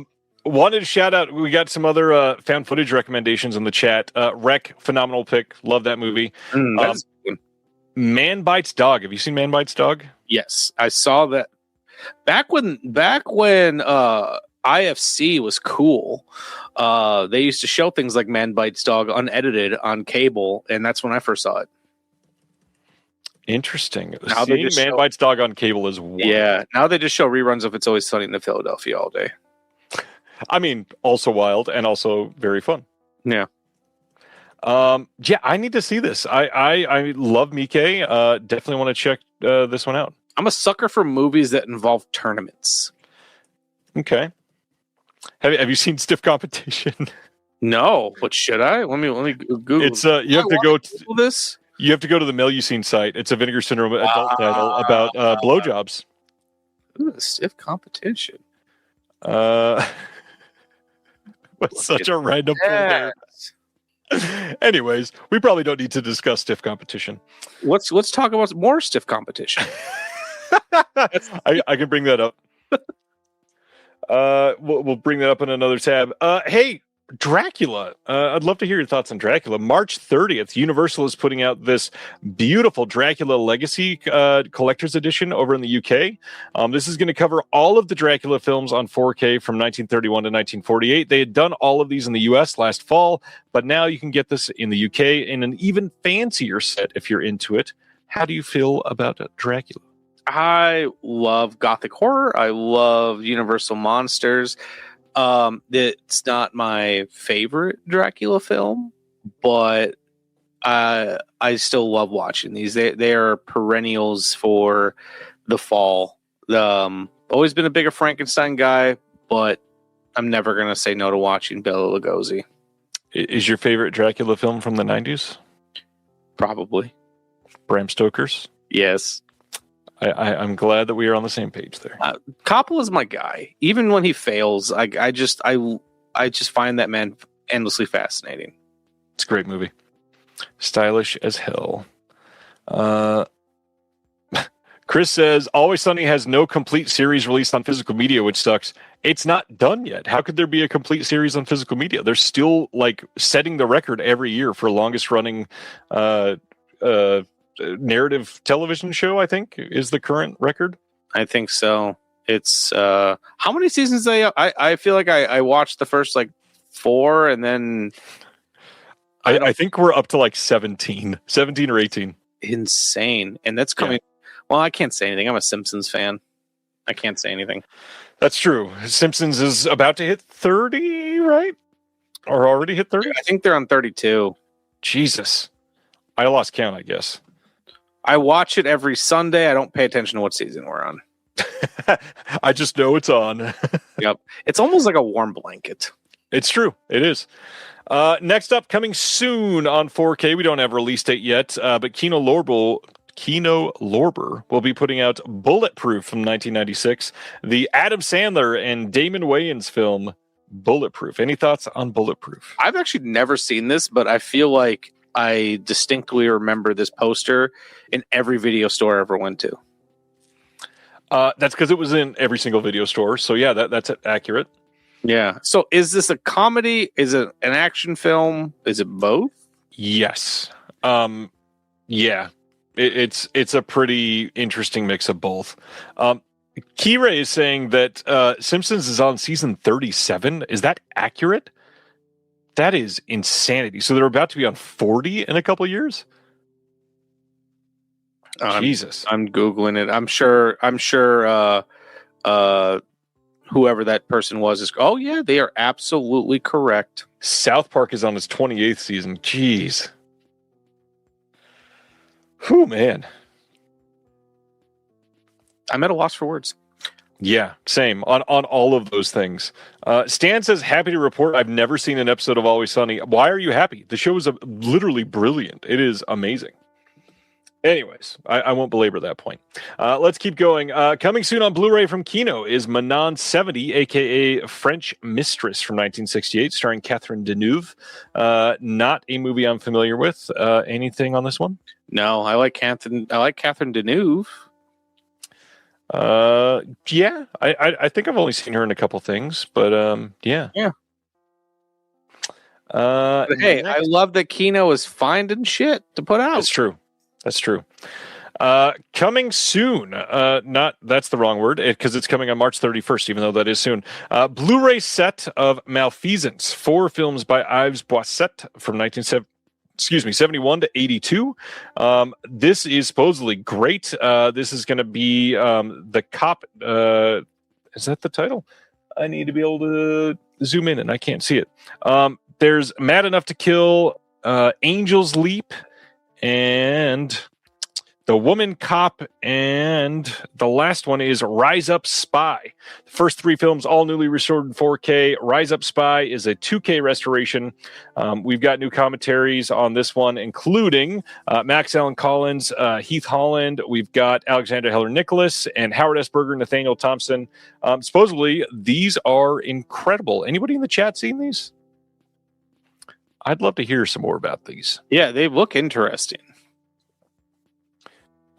Somebody was calling this one of their most anticipated releases, which is always exciting. Next up, we are getting a 4K steelbook of 1996's Sleepers, a film that I have seen advertised many, many times. I've still never been able to see. This is supposed to be pretty great. We've got some big names in this one. Have you seen Sleepers?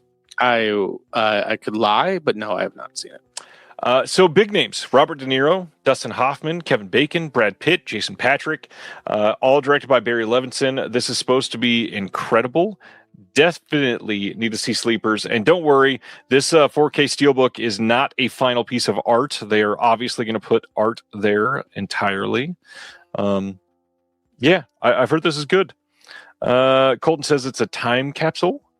Aaron says pretty good, not great. Well, no. Colton says it is ... a time capsule, which changes the I feel like the connotation for sure. Yes. I did bury the lead there a little bit. You're right.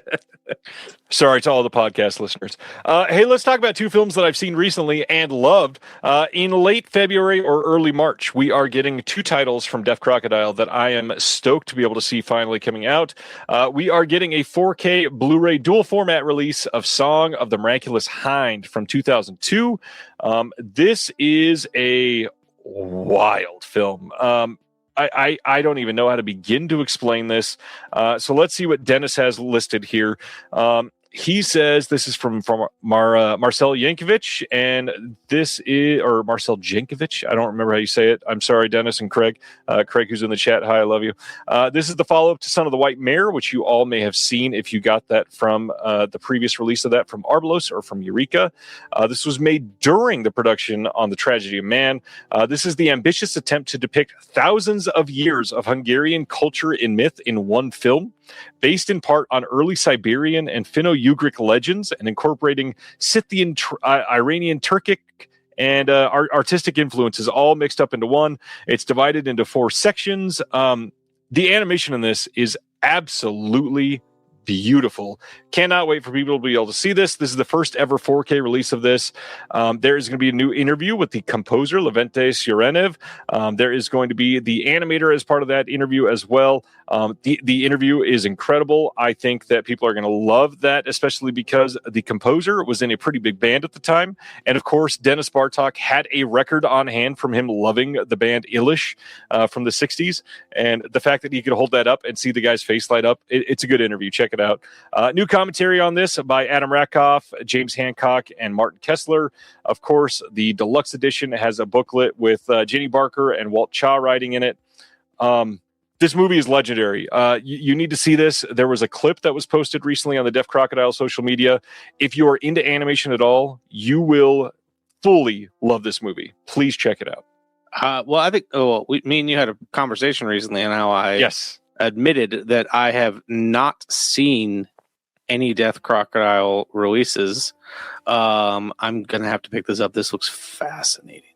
It is amazing. I love that this director went from making his film The Tragedy of Man that was going to cover all of humanity and everything outside of humanity in one film to take a small break to make this movie that is only covering 50,000 years of civilization. Man, how lazy. Only 50,000 years? It is hilarious. And it's just a wild setup. I think people need to see this. It's incredible. And I will give the full list of recommendations for stuff that I think you would love soon. Yes. Oh, you gave me a partial list. Right. That was like the intro pack. Yes. The intro pack was still like 11 long or something. It was. And I am excited to, once I have a little extra cash, to be able to get my first Death Crocodile release. Well, if you're up for another one and love Bill Plimpton, we are also getting a Blu-ray release of Hair High from 2004. This is one of Bill Plimpton's greats, in my opinion. So glad that Deaf Crocodile got a chance at this one. This is essentially a horny high school movie with one of the biggest casts in anything that Bill Plimpton has ever done. In this movie, we got Sarah Silverman, Dermot Mulroney, Beverly D'Angelo, David and Keith Carradine, Ed Begley Jr., Martha Plimpton. We've got Justin Long. There's major names in this movie. It is hilarious. We've got multiple short films on this, including Horn Dog, which is great. There's a new interview with Mr. Bill Plimpton himself, of course. Maureen McElron is in that interview as well. New visual essay by the one and only Celeste de la Cabra, friend of the show. She did an essay called Horny High, Sex Identity and Animated Anarchy in Hair High, and you will love it. It is a great one. Thanks for that, Kubrick. Appreciate you.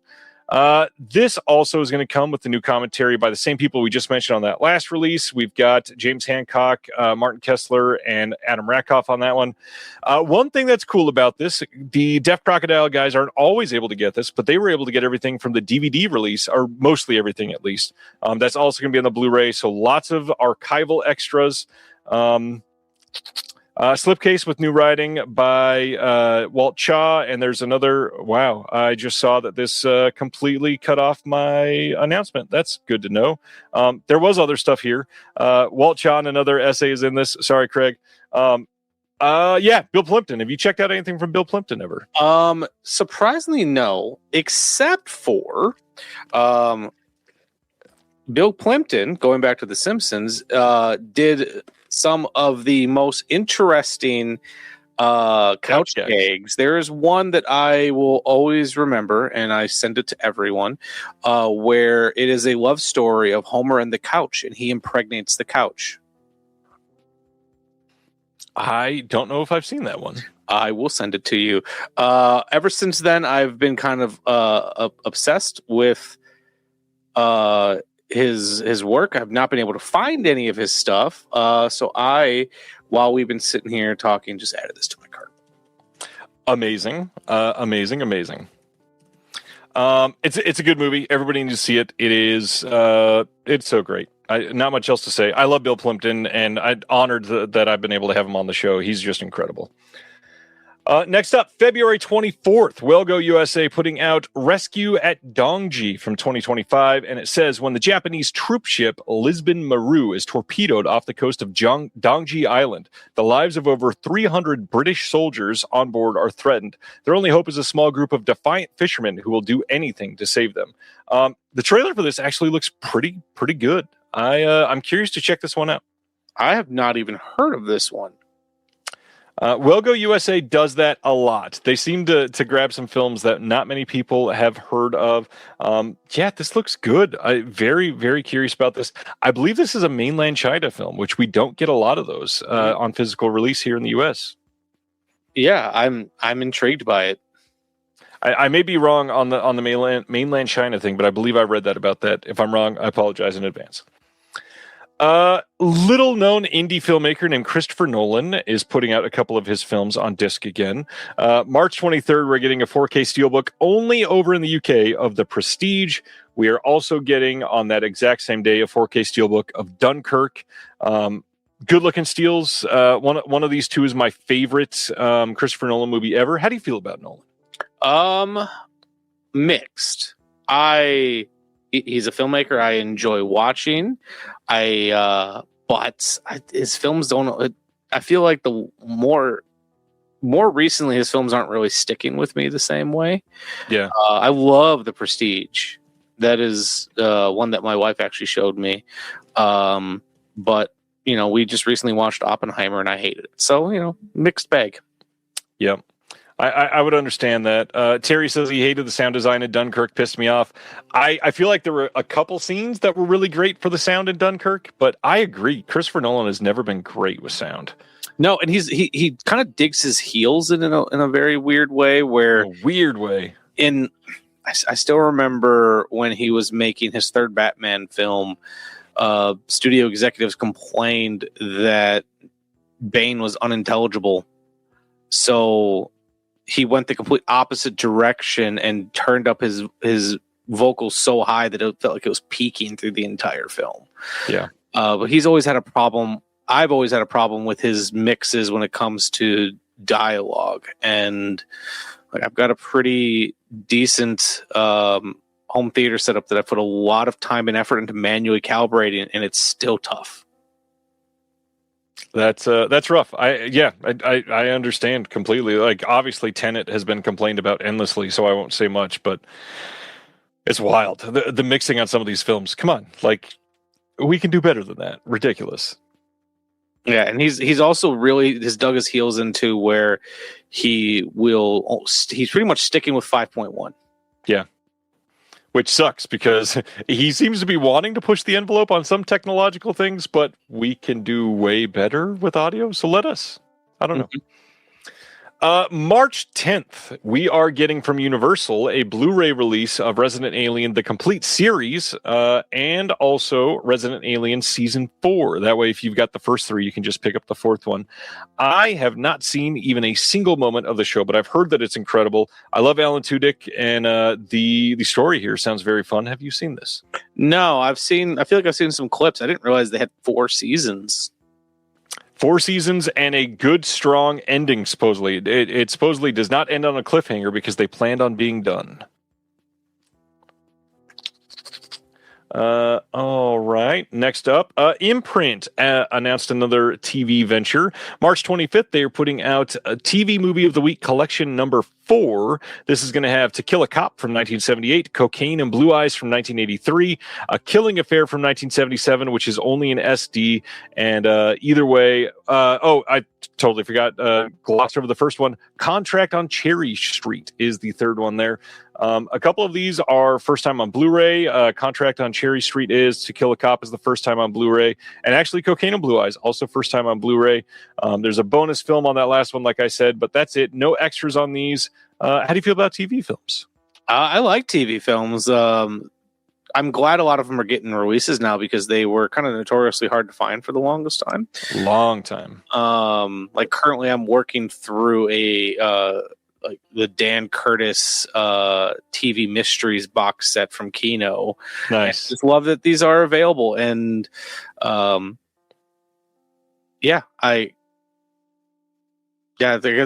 I'm struggling to talk. I'm curious to see if what the surviving elements of this are going to be. If they were saved on tape, or if I'm just curious to see how they look. From 77, 78, and 83, I would imagine many of them were still film elements, especially the first two. Not sure. Brian, who works sound out of New York, said the sound mixer who recorded Bane for Dark Knight Rises was fired after that studio note. Damn. Good to know. Well, thank you for that. The interesting fact I can now add to my story. Next up, also from Imprint, they're putting out the New Avengers, the complete series. This is the same show that just got a 4K release in the UK from, I believe, Studio Canal. All of the same extras as far as I can tell. I don't think there's anything new that is on this compared to that one. And this is only Blu-ray compared to that 4K. It's not going to get another 4K release. They would lose money if they were to put this out on 4K. So absolutely an okay choice. But there's a lot of people that love British TV, and they will likely buy this. Yeah, I'm not familiar with the new Avengers, but I have seen a handful of the Avengers. A friend of mine, they grew up watching the Avengers, so I've seen some of the episodes with them. Yeah, I when Imprint put out the first series of the Avengers, I saw those for the first time, and genuinely, really well made, fun show. Yeah, it's a good time. All right, going to our next one. Sorry, I was getting all kinds of notifications in my pocket because of Amber Alerts. Good to know. Let me just put that away. March 31st, there is a Blu-ray coming from Alliance themselves, and the horror section, which is the Eli Roth-owned production company of Dream Eater, which came out last year. This is going to be their first release of this type. It is coming with a slipcover. It is going to have some extras on here with a director's commentary, behind-the-scenes featurette with Eli Roth, behind-the-scenes photo gallery, some trailers, and then it will also have alternate packaging with the wrap on the inside with filmmaker approved art and a folded mini poster in here. Did you happen to see Dream Eater last year? No, I didn't even hear it with this one. Amazingly, not only did I hear about it, I saw this in a theater last year and really hated this movie. All right. Speaking of found footage that is bad, I hated this found footage movie because of exactly what you and I said. The conceit made zero sense whatsoever. Check it out. If anybody else saw this and liked it, please let me know. But I did not like this movie in any way. The conceit makes no sense. The acting is pretty bad. The story I could have liked if it was done a little bit differently, but my goodness, did not like it. Next up, another one that I wanted to see over this last year, Hallow Road is coming on Blu-ray on March 31st from Decal and XYZ together. This one is with Rosamund Pike and Matthew Rhys. Not seen this one. Any thoughts on either of them? No, I haven't. I like the actors, just haven't seen it, haven't heard of it. I do not like this poster. I feel like we've gotten this exact poster 73 times in the last 3 years. Yeah, it's a poster. Just leaning into the absolute trope of every single indie film has too many drone shots nowadays. That's absolutely true.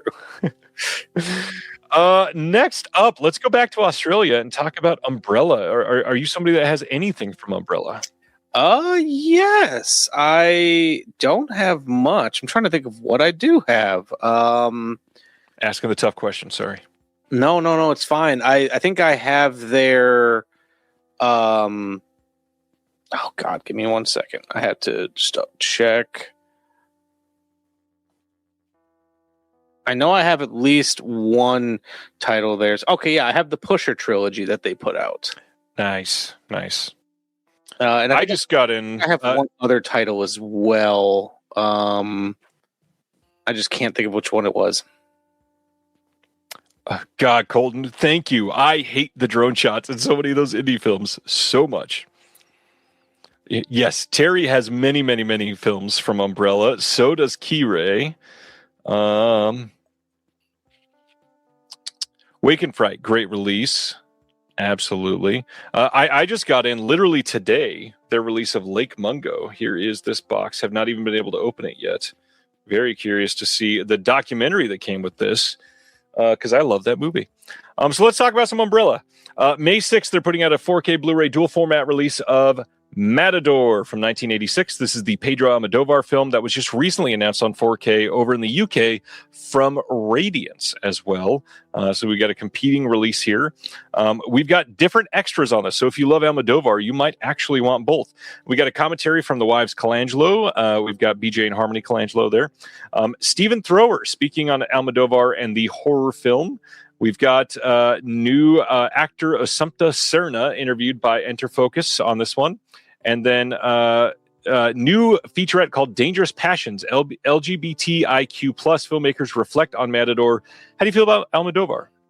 I've only seen a couple of his films. This one I've not seen. So this one intrigues me. I might need to pick this up. And also, I remembered it was Super Mario Brothers is the other one. That is a big one to remember. I get it. But no, this looks interesting. And I also like that the Colangelos are on here. They are some of my favorite people talking about film and film culture right now. So BJ is very fun to follow on Instagram, and Yes. I think she's on TikTok because she reposts the same videos there.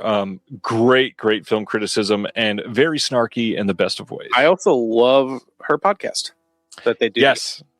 This Ends at Prom? Yes. I'm kind of shocked I remember the exact title because my brain is mush right now. Let's carry on to the next umbrella. Did I just skip one accidentally? It looked like it. So the next one is a very weird, or would you say out there box set. This is coming on May 6th, Blu-ray only on this, and it's called Out There by Toei.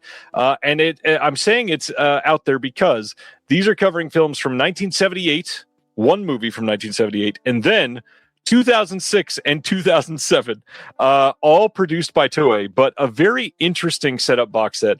We've got A Message from Space from 78. We've got Yo-Yo Girl Cop from 2006. Yo-Yo Girl Cop. Yep. Hair Extensions from 2007, and then X-Cross from 2007 as well. I feel like you need to see Yo-Yo Girl Cop immediately. With a title like that, how can I go wrong? Yes. I need this box set. It looks like a great release. We've got brand new interviews with Kenta Fukasaku. We've got commentaries from Sam Deegan on multiple films here. We've got Patrick Macias, who's usually pretty great on these. I need to check this out. This is such an interesting release. And yes, I had the exact same thought, Craig.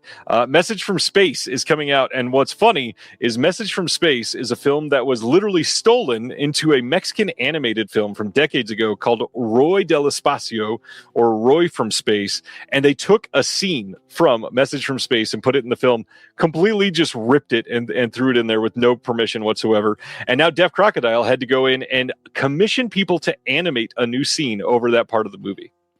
Whoa. Brand new hand-drawn animation for the film. That's nuts. Yeah. Love that they're doing that, and that's why I support Deaf Crocodile with everything. Next up from Umbrella, May 6th, a Blu-ray coming of Uzumaki, aka Spiral from 2000. This is the same film that was released here in the US already by Discotek. So if you have that, you may not need to get this one, but it does have some new extras. So if you love this movie or you love Amber T, you should check it out because Amber T's got a new commentary on this. Brand new commentary by Elijah Thomas here as well. A bunch of interviews that are coming on this film. We've got a lot of cool stuff. Have you seen Uzumaki? I can't say that I have. I feel like that's been the trend of this episode. It's the trend of every episode, and that's why we're all here discovering it together. Do you know who Junji Ito is? Yes. This is based on Uzumaki Spiral from Junji Ito, and it's first live-action version of that story. Well, then I'm pretty sold off of that, then. Now, what's interesting, if I remember the story right, I believe this was actually made while he was still finishing that manga, and so the ending here is very different than what you see in the actual manga of Uzumaki. I always find it fascinating when something like that happens, where an adaptation comes before something's finished. I feel like a big example of that was the first Kick-Ass film. He wasn't done with the series, so Matthew Vaughn just made an ending. Good movie, though. I liked Kick-Ass. Yeah. I don't remember the second one, but yeah. So this sounds interesting to me, and I'll definitely have to keep an eye out on this one. Gary says, I think I'm going to read the manga because the Netflix series and this do not look great. The Netflix series is supposedly real bad. This is at least fun. I've got the Discotek release, so I don't need this one. But this movie is at least a compelling watch, I will say. Going to our next announcement. This is the last one from Umbrella, a brand new film from last year called Diabolic, with a C, not a K. This is one of their smaller films. They tend to do this every few months, although they've dropped it off the last couple announcement slates. So it's nice to see one of these come back where it's a modern cult title. This says 17-year-old Elise undergoes a baptism for the dead ritual with the FLDS, a Mormon offshoot where young women are baptized on behalf of the deceased. I really want to see this. Just the setup for that film sounds compelling to me, especially with my background. Multiple audio commentaries on this, 3 of them to be exact. There's also a new promotional featurette. What do you think about that? Another film that I've not heard of, but it looks interesting. I agree. Two more Hammer titles coming from Studio Canal. On April 6th, we're getting a 4K Blu-ray dual format release of Blood from the Mummy's Tomb from 1971. This is a brand new 4K restoration with new artwork by Johnny Dombrowski. There is a 64-page booklet with new essays and the original press kit. 64 pages? 64 pages. Wow. Two posters. One of them is the new artwork. One of them is the original theatrical artwork. We've also got some new on-disc extras, including Valerie's Leon inside the Mummy's Tomb. We've got That's a Wrap, Kim Newman exploring Blood from the Mummy's Tomb, and then all kinds of archival extras. Hammer, are you into any of the Hammer films? I do. I am into Hammer. I have not seen a huge selection of their stuff, but I do like a lot of what I've seen. I just like how operatic a lot of their films are. I just recently reviewed the Warner Archive release of Curse of Frankenstein, and I enjoyed that one quite a bit. I'm in agreement with Terry Talks Movies here. That this is giving Venture Brothers. Very much so. I actually really like this art. I didn't like it. It's just I thought at first I truly thought it was a Venture Brothers thing that I just didn't know about. But for 64-page booklet, that's tempting. It looks pretty great, and it's a little pricey. It's $50 US. To get it from one. Too bad. I feel like I pay that for, Vinegar Syndrome titles, so that's fine. You absolutely do. But if you want a companion piece for it, they're also doing Demons of the Mind on the same day. Now it's $100. Now it's $100, and here is the new art on that one. Pretty neat. Yeah, all of their updated art for these, I don't know, I kind of like them, and they're gonna do all of the ones they've got the rights to. You just know they are. This looks great. Again, brand new 4K restoration, 64-page booklet with new essays, two posters. We've got a new Virginia Weatherall on Demons of the Mind, audio commentary with Steve Haberman, and then all kind of extras. Yeah, I love these Hammer releases. I gotta say. And Craig is right. All the Deaf Crocodile releases have 60-page books, and they're only $34. Well, like I said, I've already got at least one of them in my cart, so we can bump that up to about 7. I mean, what? Well, if you want to donate some funds to help me get 7, I won't say no. Or if anybody watching wants to, the Shameless Picture Show Patreon link is in the description below too. Look at that. Look at you. Whoops. Always have to click something wrong. I'm always terrible at promoting my own things, but happy to help you. March 3rd, Sony Pictures Classics putting out a Blu-ray and DVD release of Merrily We Roll Along. This is what I alluded to earlier about is this what you're talking about? Okay. Broadway musicals coming to disc. I actually saw this in the theater last year, and I got to admit, I liked this way more than I thought I would. That being said, there's always been a poster conceit that I hate. I hate when the names are up top. Different order. Match. Yeah, I know it has to do with contracts and such, but it just bugs the hell out of me. Yeah, it's not great. I don't love that they do it either. Yeah, I just honestly very impressed that this is getting a disc release. I did not expect this to get a disc release. But the names in it, I guess, with Daniel Radcliffe and Jonathan Groff and Lindsay Mendez, a big draw. I love that they're doing it. Fun release. And I guess we're supposed to get a Linklater film for Merrily We Roll Along eventually, too. Might be 14 years or whatever, but hey, it's supposedly being worked on. Let's talk about Street Trash from 1987. Lightbulb Films over in the UK putting out a 4K in this big limited VHS giant box art on April 27th. This is going to have over 8 hours of extras, including over 5 hours of brand new extras. So much to cover here. From Spookies to Speed Trash, an interview with Street Trash producer Frank M. Farrell discussing his work on both his cult 80s horror films, a visual essay by Daryl Buxton. There's going to be a feature-length documentary by Jason Impey looking at the making of and impact of Street Trash.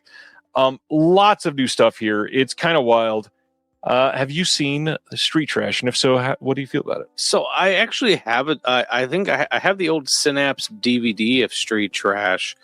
I feel like it's been burning a hole on my shelf. I feel like I see it every time I go through the horror section, and I always pass it by for some reason.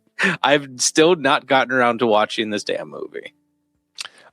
It's not a great movie, but man, is this a fun movie. I mean, you can't just count on any movie to have you throwing around a severed penis in a junkyard. That's got to call your name, right? Yeah, you know. And I agree with Gary. You might be selling me. I agree with Gary. I don't normally love art cards, but when they're melty like this, these do look very cool. I'm with you. I just never know what to do with them. Like when I get films in for review that come with art cards, I'll show them off, but then they just go back in the case and I never look at them again. I agree, which is why I will never be making them on any of my releases. God, no. Well, I guess I shouldn't say that. If a filmmaker is basically demanding it, I will probably talk to them, but my God. Jean Roland. Have you seen any Jean Roland films over the years? I'm trying to think. It's a filmmaker I'm really familiar with, but I'm trying to think if I've actually ever watched any of them. I don't believe so. I believe that I believe this is a blind spot. At one point, I had talked with Sam Deacon about coming on my show, and we're to discuss some of them, but future episodes. Jesper is saying thank us for not invading Greenland. Glad you're here tonight, Jesper. That's amazing. Let's talk about the next Indicator release. April 20th in the UK, April 21st in the US. There is a separate set of 4K and Blu-ray releases of two Jean Roland films coming. The first is The Grapes of Death from 1978. This is about a young woman named Elizabeth who is traveling deep into winemaking country, only to find that the locals bearing horrific signs of an infection and behaving violently because they are zombies. Teaming up with Paul and Lucian, she discovers a deadly pesticide is transforming those who drink the local wine into murderous zombies.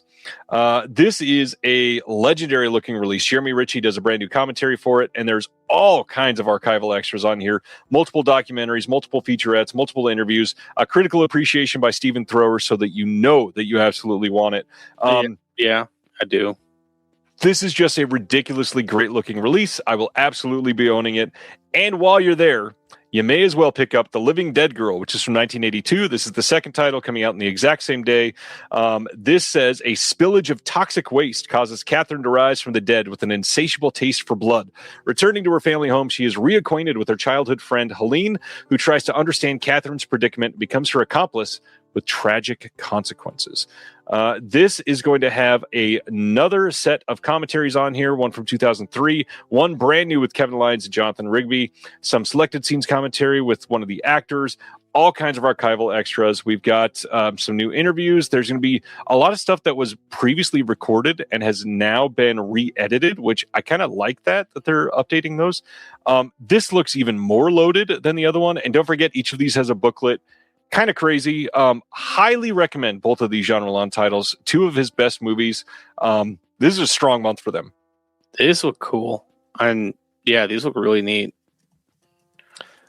Strong. I know that you haven't tried any out yet, but these Fascination, a couple of the vampire movies like Rape of the Vampire is pretty decent. I recommend checking it out. Let's see what is next.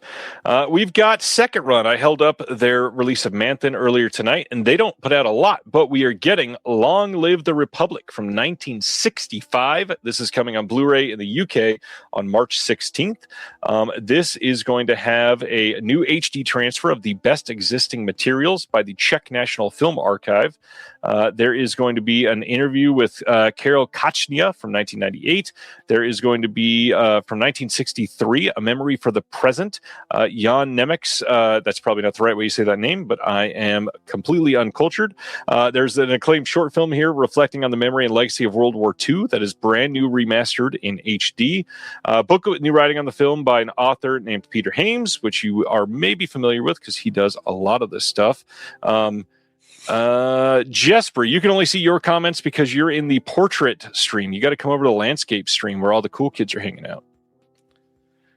This is going to be region free. Pretty much all of the Second Run releases are region free. Are you into any Czech films? Can't say that I've seen any, nor do I own anything from Second Run, but it's a cool cover. I'm intrigued. Very, very strong company. You can definitely trust what they put out. They do great work. Next, Cobra Kai, a show that I've seen nothing from, is getting a Blu-ray complete series release, and the last season is getting a standalone DVD release on March 3rd. That is coming from Sony Pictures themselves. Netflix does not own that show, which is why they're able to release it. It is not a Netflix it's not a Netflix production. It was just a Netflix streaming exclusive. So Sony's the one that made the choice to be able to put this out. All 65 episodes, are coming. You've got all kinds of discs. I think it's 15 discs. You've got some deleted scenes, featurettes, blooper reel, stuff like that. Are you a Cobra Kai person? Watched all of it with my wife, and it's actually funny. My wife watched all of it. She got really hooked on it with me, and she had never seen any of the Karate Kid films. Wow. And I don't particularly like the first Karate Kid movie. My favorite Karate Kid movie is the next Karate Kid. So I'm sure I'll get banned from this show now for that. My order of ranking actually goes next Karate Kid 3, 2, 1. Wow. Yes. That is the hottest of takes that I've ever heard on Karate Kid, I think. I know, but like this show was just really trashy and fun. And I had a good time. I wouldn't say it's a good show, but I had a lot of fun with it. I got one person saying the hell, one person saying banish him. That's all right. Yeah, I'm used to it. Cobra Kai is actually better than any of the Karate Kid sequels, says Gary. That's fair. I gotta be honest, I have never been a Karate Kid person myself.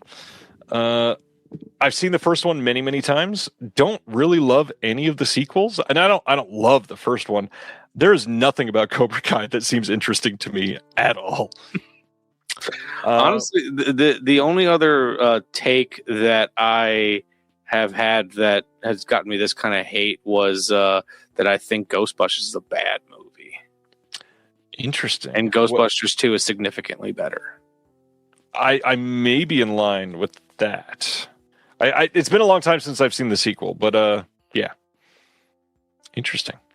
All right. I do want to mention real quick that someone else agrees with me in the chat that the next Karate Kid is also their favorite. So a little bit of commonality there. Scott is saying I'm probably the only person on earth who loves the next Karate Kid, so definitely not. Hell yeah, me, Scott, we can be friends. Silent Mandible hates Ghostbusters. You got friends there too. All right. Ronnie says loving the hot takes. Yeah, you're obviously not getting banished. We love every. I don't know. One person did say banish them. It's a good thing they don't control the show. Speaking of controlling the show, I do control my podcast network, which is why I was able to welcome today. Two in the Pinku is now a part of the Someone's Favorite Productions podcast network. Please come check out the show. The show is amazing. Anything about pink film, anything about gay Pinku, anything about, I always forget the word for it. What is the, Barazoku is the other one for gay Pinku.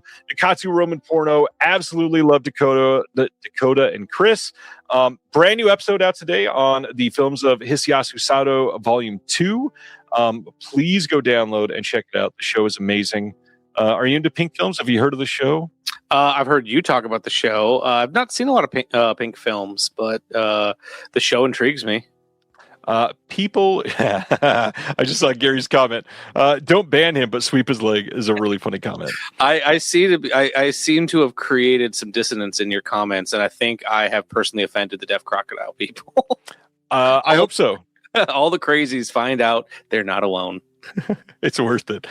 Check out Two in the Pinku. I just love saying that title.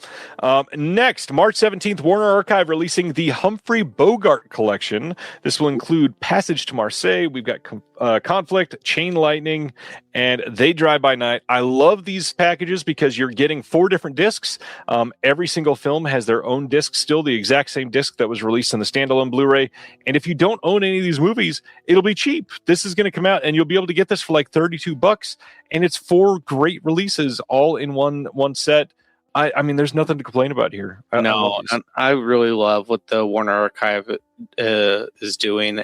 Heck, I was even a big supporter of them back when they were just doing made-on-demand discs. I just like that this stuff is being put out there. Most of those made-on-demand discs are not good anymore. No, they're not. I think I still have Don't Be Afraid of the Dark, or I think I still I haven't tested it in a while. However, I will give Warner Archive Warner Brothers some credit. I reached out to them with some discs that had issues, and they sent me replacements. I feel like they pick and choose who they're sending replacements to. There are some people that never get any response or any discs, and then others are like, yeah, I've always gotten everything from Warner. Yeah. They sent me a new version of my Teenage Mutant Ninja Turtles collection that was skipping too, so I'll give them some credit. Nice. Only 2 announcements left, and then we're done. February 24th, we are getting a Blu-ray of Debs from 2004. This is one that I've always wanted to see. I have not been able to check out. Crime boss Lucy Diamond is back in the States, and the Debs, an elite team of paramilitary college co-ed super spies, are hot on her trail. But when their top agent, gorgeous Amy Bradshaw, mysteriously disappears after coming face-to-face with the young villainess, the Debs begin a full-scale search for Lucy's secret lair, never suspecting that Amy may not want to be rescued. After all, a smart and sexy spy spoof about love at first gun sight. This is going to have the director's commentary, cast commentary, deleted scenes, infiltrating Debs, and an animatic. And I have to shout out, Ronnie is thrilled about this. Says, so excited about Debs finally getting a Blu-ray. Great lesbian spy comedy that was misunderstood and very wrongly panned by clueless mainstream hetero film critics upon its release. And it's Ronnie's birthday, so Merry Christmas, happy birthday. So glad you're stoked. Congrats, Ronnie. This is great. Love Have you seen this one? Site nearly crushed me. I think I'm just getting tired. Like that was way funnier than I was expecting it to be. I've not seen it. I've seen. I feel like I remember seeing this cover somewhere, but yeah, I've never seen it. This was like one of the last video store posters that were everywhere for a while. Maybe that's why I know it, because that sounds right. And then our last one for the night, Well Go USA, putting out the 2024 film Ghost Train on Blu-ray and DVD on February 17th. This says a young YouTuber is desperate to boost her channel's popularity with content about a mysterious train station famous for its haunted history of suicides and disappearances. When she uploads a video about the eerie urban legends, it goes viral overnight, and like most creators, she is hungry for more. Despite everyone's warnings, she asks the station master for more ghost stories, but while investigating the strange disappearances, she uncovers a terrifying and deadly truth. From what I just read, I believe this is an anthology film. How do you feel about anthologies? I'm mixed on anthologies. As you should be. I love the idea of them. A lot of times they often feel longer because it's like, so I've gone to a lot of film festivals, and even though I have made primarily short films, I hate going to short film blocks because it feels a 2-hour block when you're watching like 12 short films and you're going through that many ups and downs and narrative arcs. It feels exhausting. And I often feel that way with anthology films. There's ones I really like, but it's not a type of film that I get excited for. Right. Another hot take that I'll probably get some hate for. I don't really like Creepshow that much, and big reason why is it feels really long. Like there's some of the segments I like, but as a whole, I don't think the film fully works for me. Understandable. I do get that. I disagree, but I get it. I do get it. Everyone disagrees with me. That's fine. It is true. Everyone has never agreed with you. That is right. Yeah. Anthology films, I will say, I like a lot of them. And then a lot of them are also just truly awful. Not even like remarkably close to being decent. So it's one of those things. The medium is tough. Yeah, I did love Tales from the Hood though. I just saw that one this year. That one's great. Yeah, that one is great. I feel like my enjoyment of a a big part of it comes down to how strong the wraparound is. That is true. Or if they can do something, say, like more in the vein of Trick or Treat, where there isn't a wraparound, but all the stories bleed into each other so seamlessly, it feels like I'm watching one film. I love Trick or Treat. I think it is maybe the best anthology film ever made. I will agree with you. It's at least my favorite, if anything. Well, that is all the announcements for the week. Let's now remind people what is coming out next week. This is the last week of the month, so all of the OCN and Vinegar Syndrome announcements will be listed here, but let's cover some of the other ones, including World War Z 4K Steelbook from Shout coming next week. We've got the House Party 4K from Criterion, the Birth 4K. Don't be afraid of the dark, like we were just talking about. We've got the Once a Thief 4K from Shout that is also coming out. We've got the Mechanic 4K from Kino Lorber. The Narrow Margin from Warner Archive, speaking of. Student Bodies, finally going to be shipping from TerraVision in the next couple of weeks. Gatorbait will not be. That will be a little bit longer. Still working on that one. Exorcismo, the box set from Severn, is getting its wide release for people that bought from the site. You might have already got yours. Sabrina from 1995 from Kino is coming out next week. The original Kiss of the Spider-Woman 4K from Criterion is dropping next week. Some more Warner Archive. Red Dust, The Verdict, The New Fred and Barney Show. I still need to get that one. Blood of Revenge from Radiance is next week as well. King of Beggars from Eureka. We've got Illustrious Corpses from Radiance. We've got the Project ACO 4K. Blue Moon, we just talked about that one earlier on the Oscar show. That's getting its Blu-ray disc next week. Cheap Thrills in the U.S. from Arrow. Have you seen Cheap Thrills? Not yet. It's been a movie that it's been on my list for a while, and I just haven't pulled the trigger on getting it from the library or just blind buying it. It is so good. Pat Healy is great in it. Manpower from Warner Archive, the Rolling Stones. Real quick, I just need to mention, speaking of Pat Healy, I was on Facebook Marketplace not too long ago, and I saw someone selling a bunch of Criterions, and it was Pat Healy. And I was like, hey, I'm really interested in this. He goes, I'll be completely honest with you. I don't feel like it's worth the price of shipping, where you can just get it from Amazon for a better price. I'm like, well, I appreciate your honesty, I guess, that you don't want to rip me off, but it's weird that I'm potentially buying a Criterion from Pat Healy. Yeah, and speaking of somebody that we mentioned earlier, Brian Sauer's got a bunch of pictures up hanging out with Pat Healy recently. Go check out Brian's stuff. Brian's great. Brian is he's one of the first people that let me write on a website. Nice. Let's Spend the Night Together, the Rolling Stones. That's getting a 4K and Blu-ray release from Kino Lorber. We've got what is next? Hold That Blonde from Kino coming soon. Happy Hell Night 4K from TerraVision will be shipping-ish fairly soon. By the Light of the Silvery Moon from Warner Archive. Ordinary People getting its standard re-released here. The last screening, Shoestring Slashers Part 2 from TerraVision, will be out in some weeks. Patchwork 4K, same there. Space Adventures Cobra, the movies, that will be out from Discotech next week. Cliff in Color, the Technicolor films from Indicator will be dropping. We've got For the First Time from Warner Archive. Lots of stuff coming next week. Shark Skin Man and the Peach Hip Girl from Discotech coming next week. Rad. This Second Woman from Filmmaster's Marry Me 4K, Michael's favorite movie with Owen Wilson. Little Prayer. I have seen it, I will admit. I honestly not surprised. How is Marry Me? I've been curious. It's not bad. I have me and my wife, we have a fondness for rom-coms. It's not bad. They actually have a lot more chemistry together than you would expect. Interesting. I don't remember a lot about it, but I don't feel like it was a waste of my time, if that makes any sense. It does make sense. The Thing with Feathers, did you see that last year? No, I did not. It's a very weird movie. I don't know anybody else who has seen it, so I'm kind of curious what other people thought about it. I saw it. Interesting movie, kind of. Had some fun practical effects that are pretty cool. Pulse coming out next week from the studio. Trifle from Cohen Media Group is coming out next week as well. And that is it. Any of those that you are keen for, already got pre-ordered, got your eye on?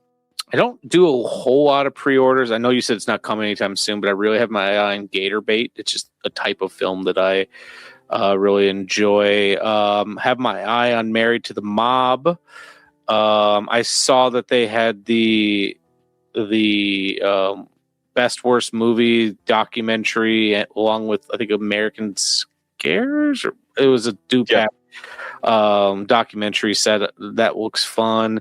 The Great Silence, I didn't love the first time I saw it, but I want to see it again because I watched off a really bad DVD. You need to watch it again. It's one of the greatest spaghetti westerns. I'm also a firm believer that, sometimes you're just not in the right mindset for some movies, and that is fine.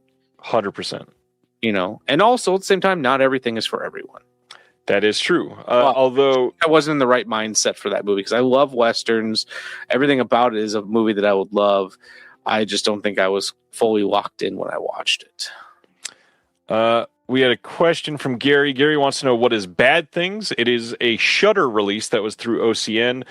He says it reminds you of The Exorcist, and it says a group of friends go to a hotel for a weekend getaway and soon discover that women do bad things here. That is a really bad synopsis. It is. Oh, and I am excited for The Mechanic. I'm a Charles Bronson guy. Bronsonite, huh? Mm-hmm. Good to know. Well, let's get into Shameless stuff. Let's talk about some of the history with the show real quick before we get into our lists. What are some of your favorite films that you saw for the first time doing the show over the years? Well, I mentioned at the beginning of the show, but The Godfather. That was a perfect example of a movie that I had never seen before I did the show. And it's not because I didn't want to watch it. It's just sometimes with these big films, you're just like, well, it's not going anywhere, and I don't think I'm going to dislike it. So I got pushed down the list. So that was one. I still have to watch the sequels, but I'm really bad about making time for some of these movies. Some other films that I saw for the first time that I really loved. I saw Face in the Crowd. Good movie. Really loved that one. Mikey and Nikki, I saw for the first time doing this show. Really enjoyed that one. I'm going through my list of episodes because I've been doing this for 10 years. So it's not always easy to remember everything. I did Little Darlings. Great movie. That was probably one of my favorite episodes. I really enjoyed that. Let's see. Sunset Boulevard I saw for the first time because of this show. Let's see. What else? Betty Blue I saw because of my podcast. Oh, wow. And a friend of mine was so wanting me to see it. He shipped me the Criterion. So I'd move it to the top of my list, and I did. Let's see. What else stuck out with me that I watched for the first time because of this? Do you have anything from Second Sight over in the UK? I do. I do have a couple Second Sight releases. I have their release of Drive. I have their release of The Guest. I have their original Super Mario Brothers they put out. That movie's a hyperfixation for me.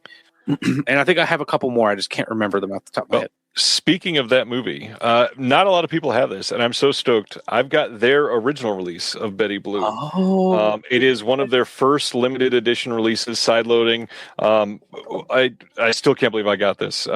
Really, really great release of the movie. I do not have the Criterion. This is the one I went with. So anyways, just wanted to show. No, I love that. So yeah, that's just a couple of the handful of things that I've seen. Because it's, like I said, with the conceit of the show, it's not always movies that I haven't seen. It's sometimes movies that the other person haven't seen. I think the episodes work best when one of the people on it has seen it. But so it doesn't always work that way. One of my favorite episodes, though, that we did is a movie that I absolutely love, which is Rocky. My co-host had never seen it. And then I have a friend of mine who works for the Plaza Theater in Atlanta. He had never seen Rocky, so he came on to do it. And I also, the last half hour, maybe 40 minutes of that show, I called my good friend Lloyd Kaufman up, and he did an interview just talking about his relationship with John G. Avildsen. Wow. Which he doesn't talk about a lot. Interesting. With your show, you're programming in a way. You are curating tastes out of some things that people give you a list for, or some ideas, or just because you know some of these people. And so the joy of you discovering films is great, but also the film fan love of sharing films with people that are brand new is always great. So what are some of the ones that you had seen, but you got the best enjoyment out of showing somebody new on the show? So Rocky was obviously a big one. That I got to show someone because it's a film that honestly means quite a lot to me. It's one of those series that was always there for me. I loved getting to introduce my former co-host Nick. He had to step away from doing the show full time, but he still comes on every year for our annual Christmas episode. Our first Christmas episode we ever did was a double feature of Black Christmas and The Family Stone. And I love that I got to introduce him to Black Christmas and he showed me The Family Stone. Yeah. What a wild double feature. Let's see. Other films that I got to introduce people to that I was really excited for was, let's see. So I wasn't prepared for this question, so I'm quickly going through my list. I got to introduce someone who is not familiar with professional wrestling in any way, shape, or form beyond the mat. So it's interesting to watch someone's perspective who doesn't know wrestling to see all the behind the scenes of it. How did that do? Were they happy to see it? He was fascinated by it. Like he didn't quite get out of it what I got out of it, but he's like, I've never thought about professional wrestling. Right. So to see the behind the scenes of how it's all orchestrated, especially because at the time he worked for a theater, he's like, it's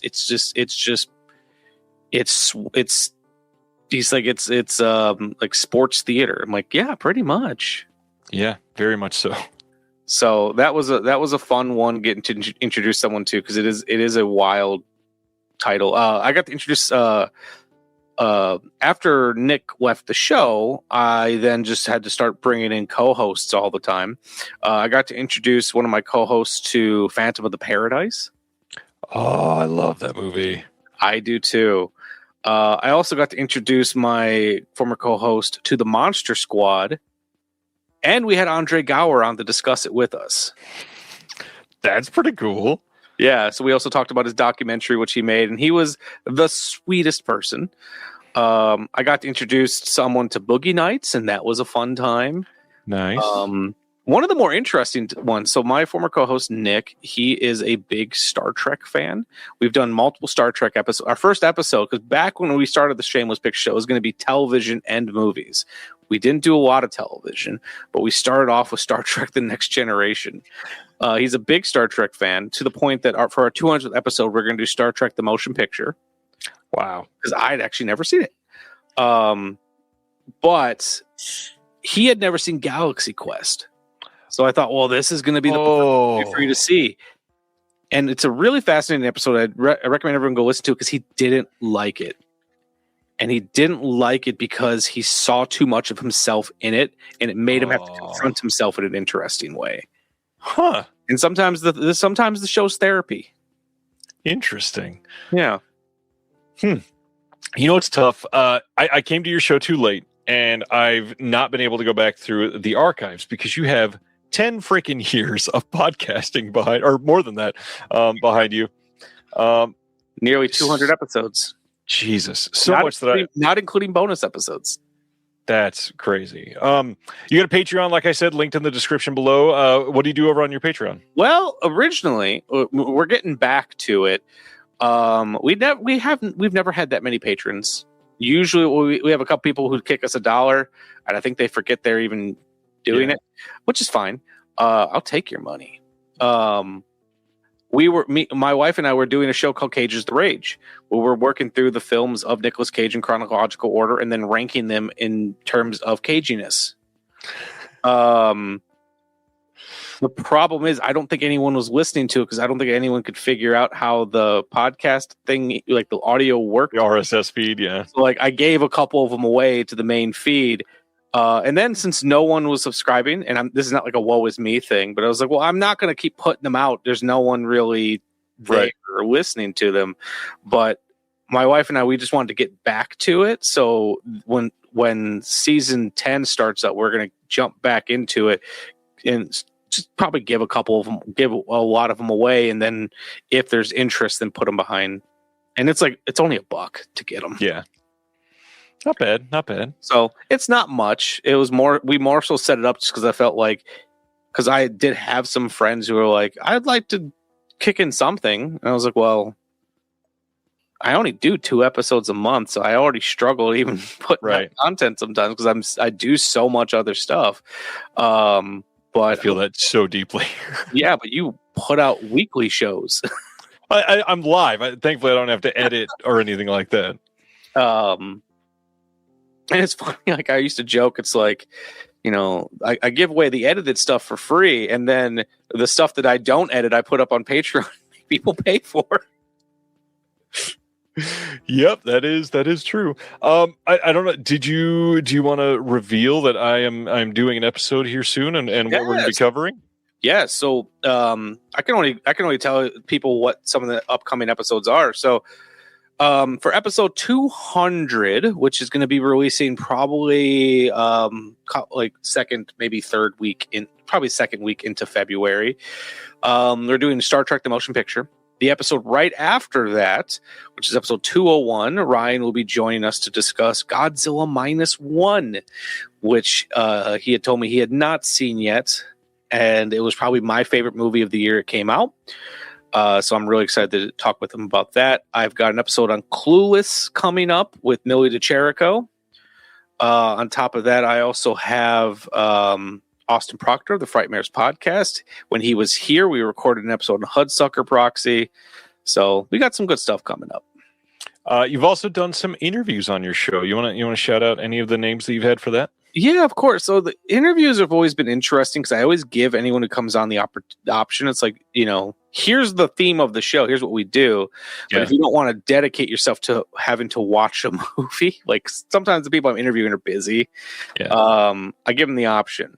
But if they do come on to discuss a movie, I still try to work an interview in. So like recently I had Alonzo Duralde on, and we were talking about Christmas movies in general because it's another topic that I'm obsessed with. I've had various people on. I had Phil Hopkins of Film Masters on, and he is just a delight to talk to. And Film Masters is one of my favorite companies currently, favorite boutique labels. There's so many films that used to come on those crappy Mill Creek 200 horror movie collections that were hard to even get through, and they're breathing new life into them. Like Tormented, I tried to watch so many times before. They put out the Blu-ray, and I was riveted. Also, David Gregory from Severin on very recently. He he's just a phenomenal guest, and just very kind with his time, which I appreciate. I've had people like Luce Tomlin Brenner on. She is a comedian in Los Angeles. She also runs. Luce is great. I'm sorry? Luce is great. Luce is great. She has been on my show twice, and absolutely a gem. I've had Susan Kearns on my podcast, which may not be a name a lot of you know, but she is the current executive director for Milwaukee Film. On top of that, she used to teach film at Columbia College, but she also wrote an essay for the Tank Girl release that Umbrella put out. Yep. So she produced one of my early films, and we've been friends ever since. I also had Maggie Greenwald on my show, who directed The Ballad of Little Joe. Oh, interesting. I don't know if it's that many people have seen, but it is a great little Western. Also had Robert Tennell who directed the movie Frankenstein and Me, which is a movie that just profoundly moved me. So I've had some cool people on. It's always weird when I'm talking with somebody on the show and they mention a name that I've been emailing with this week. By the way, thanks for that contact. You're welcome. You're going to have to tell me how that's going off air. Yes. Let's break down some Shameless items now. So these, we're going to talk about maybe why we haven't seen these and what they are. And if the other person has seen them, we'll give some shout outs there. So I'll give my first one. And I tried to make these very far apart in a way where they're like different styles or different levels of, well, they're all well known, but they're different levels of like, man, this is pretty shameful. My first one, I've said this on the show, and a couple of these y'all have heard before, but I don't think Michael's ever heard these. So I'm going to blow his mind a little bit with these. The first one is 1957's The Seventh Seal, the Bergman film. I have never seen any Bergman film as of this point. Guess what? Me neither. Look at that. Yeah. I'm not alone. And I will say, and this is probably, sorry,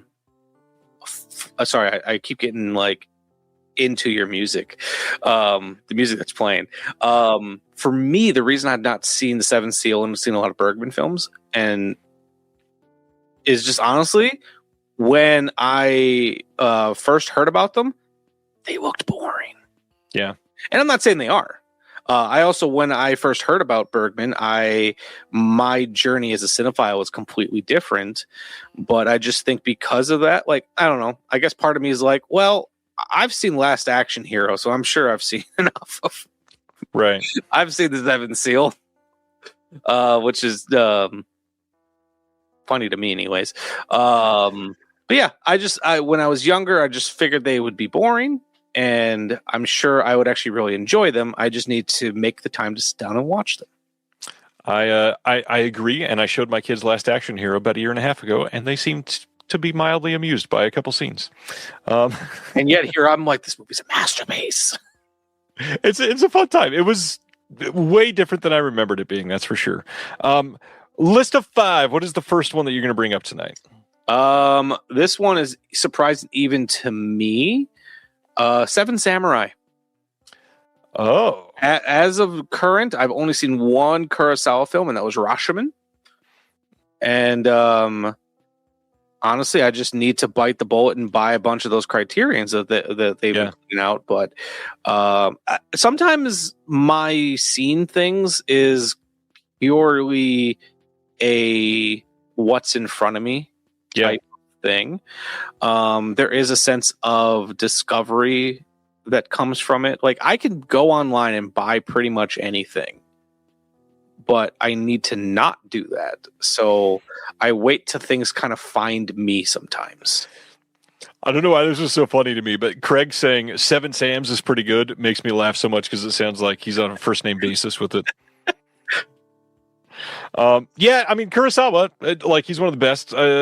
Like, that's not hard to say, obviously, but I mean, even then, like, I saw Dersu Uzala that he did. I don't love that movie. Seven Samurai, good movie. Yeah, it's just one of those films. It's just, he's one of those directors. Like, I know I'm gonna like this. I know I'm gonna like the works he does. It's funny. I have a large framed poster of Akira Kurosawa's Dreams, and I've never even seen the movie. But I found it at a store, and I had to have it. That's great. I wanted to highlight this because Sibner says, I've never seen a Studio Ghibli movie, and he's got the little eye peeking emoji next to it. This is like the definition of the Shameless Picture Show. Yeah. He's worried about revealing that. You should never feel shame about the things that you haven't seen. There's only so many hours in the day. It is okay. The biggest thing is you should just not necessarily be proud of it, but you should own it and know that it's always there for you to discover. Yep. Agreed. Completely agreed. My next one is a big one for me that I've been meaning to watch for like the longest time. I just, for some reason, have not prioritized it. I have still not seen 1967's Cool Hand Luke. I actually just saw that for the first time on film like 2 years ago. Milwaukee Film showed it. And that's what I'm talking about. Sometimes, like, I love Paul Newman. And and I just had never gotten around to Cool Hand Luke, but then I saw it was playing. I was like, well, this is how I'm going to see it. I wait for I probably would have seen more stuff sometimes if I wouldn't do this, but sometimes I just kind of wait for a movie to find me, because I truly do believe movies find you when you're supposed to see them. Agreed. Completely. And sometimes the first time you see them, you weren't supposed to see them and you don't like them, and you'll find later that you just weren't ready for it yet. Yeah. Cool Hand Luke was a movie that I remember getting into a conversation with a local film critic about right afterwards, where I was profoundly moved by the film, and he goes, I thought it was really stupid. I was like, well, we had two very different reactions to this movie, because you weren't supposed to discover this film yet. That's true. Absolutely true. Terry in the chat says Ryan has had a failure to communicate with Cool Hand Luke. This is one of the reasons I've always needed to see this, because my dad quoted this line to me all the damn time and never showed me the movie. Just told me what it was from. I need to see it big time. I had seen one scene from it, and it was probably because of the retrospectives and Turner Classic Movies, where he eats like a shit ton of boiled eggs. Yeah, this is probably true, Noodles. A lot more Simpsons episodes will make sense after you see Cool Hand Luke. It's honestly true. It's like same thing when I started getting into Hitchcock. It's like, oh wow, so many more of these jokes make sense now. All right, second on your list for tonight. So this one has been on my list since it came out, and it's now gotten to a point where I'm intentionally not seeing it until my wife pretty much says we need to watch it. There Will Be Blood. Wow, big so that one, when it came out, There Will Be Blood and No Country for Old Men were both going for the Oscar. Yeah. And I swore my allegiance to No Country for Old Men. So you chose wisely overall. Yeah, I was like, I can't see There Will Be Blood. And then it's gotten to the point where I've been working. I think there's only, besides There Will Be Blood, there's only 3 PTA movies I still need to see. And so I just kind of feel like it needs to be the last one I watch, or whenever my wife, because my wife has seen it, and she keeps forgetting that I've never seen it. So I was like, the day that she was like, let's put this on, will be it. Yeah, that'll be a fun experience too. Yeah. Terry, completely understandable reason. Craig says we were just talking about There Will Be Blood last night. One of those films that's so damn good, but you don't rush out to watch it again. That is absolutely true. Good movie. I'm excited for you to see it. I'm curious to. How do you feel about PTA overall? From what you've seen? I like him overall. I don't think there's been any of his films that I've disliked. Yeah. That makes sense. Like even the ones that work for me the least, I still find endlessly fascinating. Like Punch Drunk Love is a movie that I have mixed feelings on, but I think about it all the time. Yeah, it's a good movie. Beautiful movie. Yeah. Love the way it looks.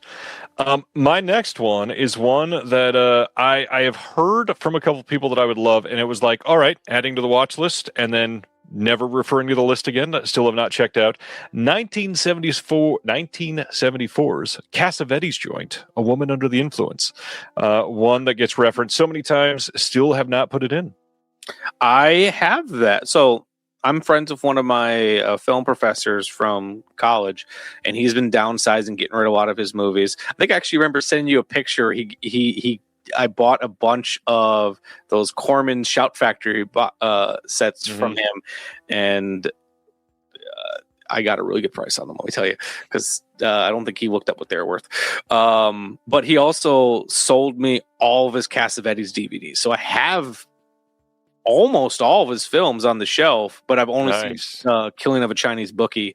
So it's now that I have them all, it's like, okay, now I want to kind of work through. Once again, they found me. Yeah. Now I just need to actually make the time for them. But right. Yeah, I need to see it. Heard nothing but great things about Jen Rollins in that movie.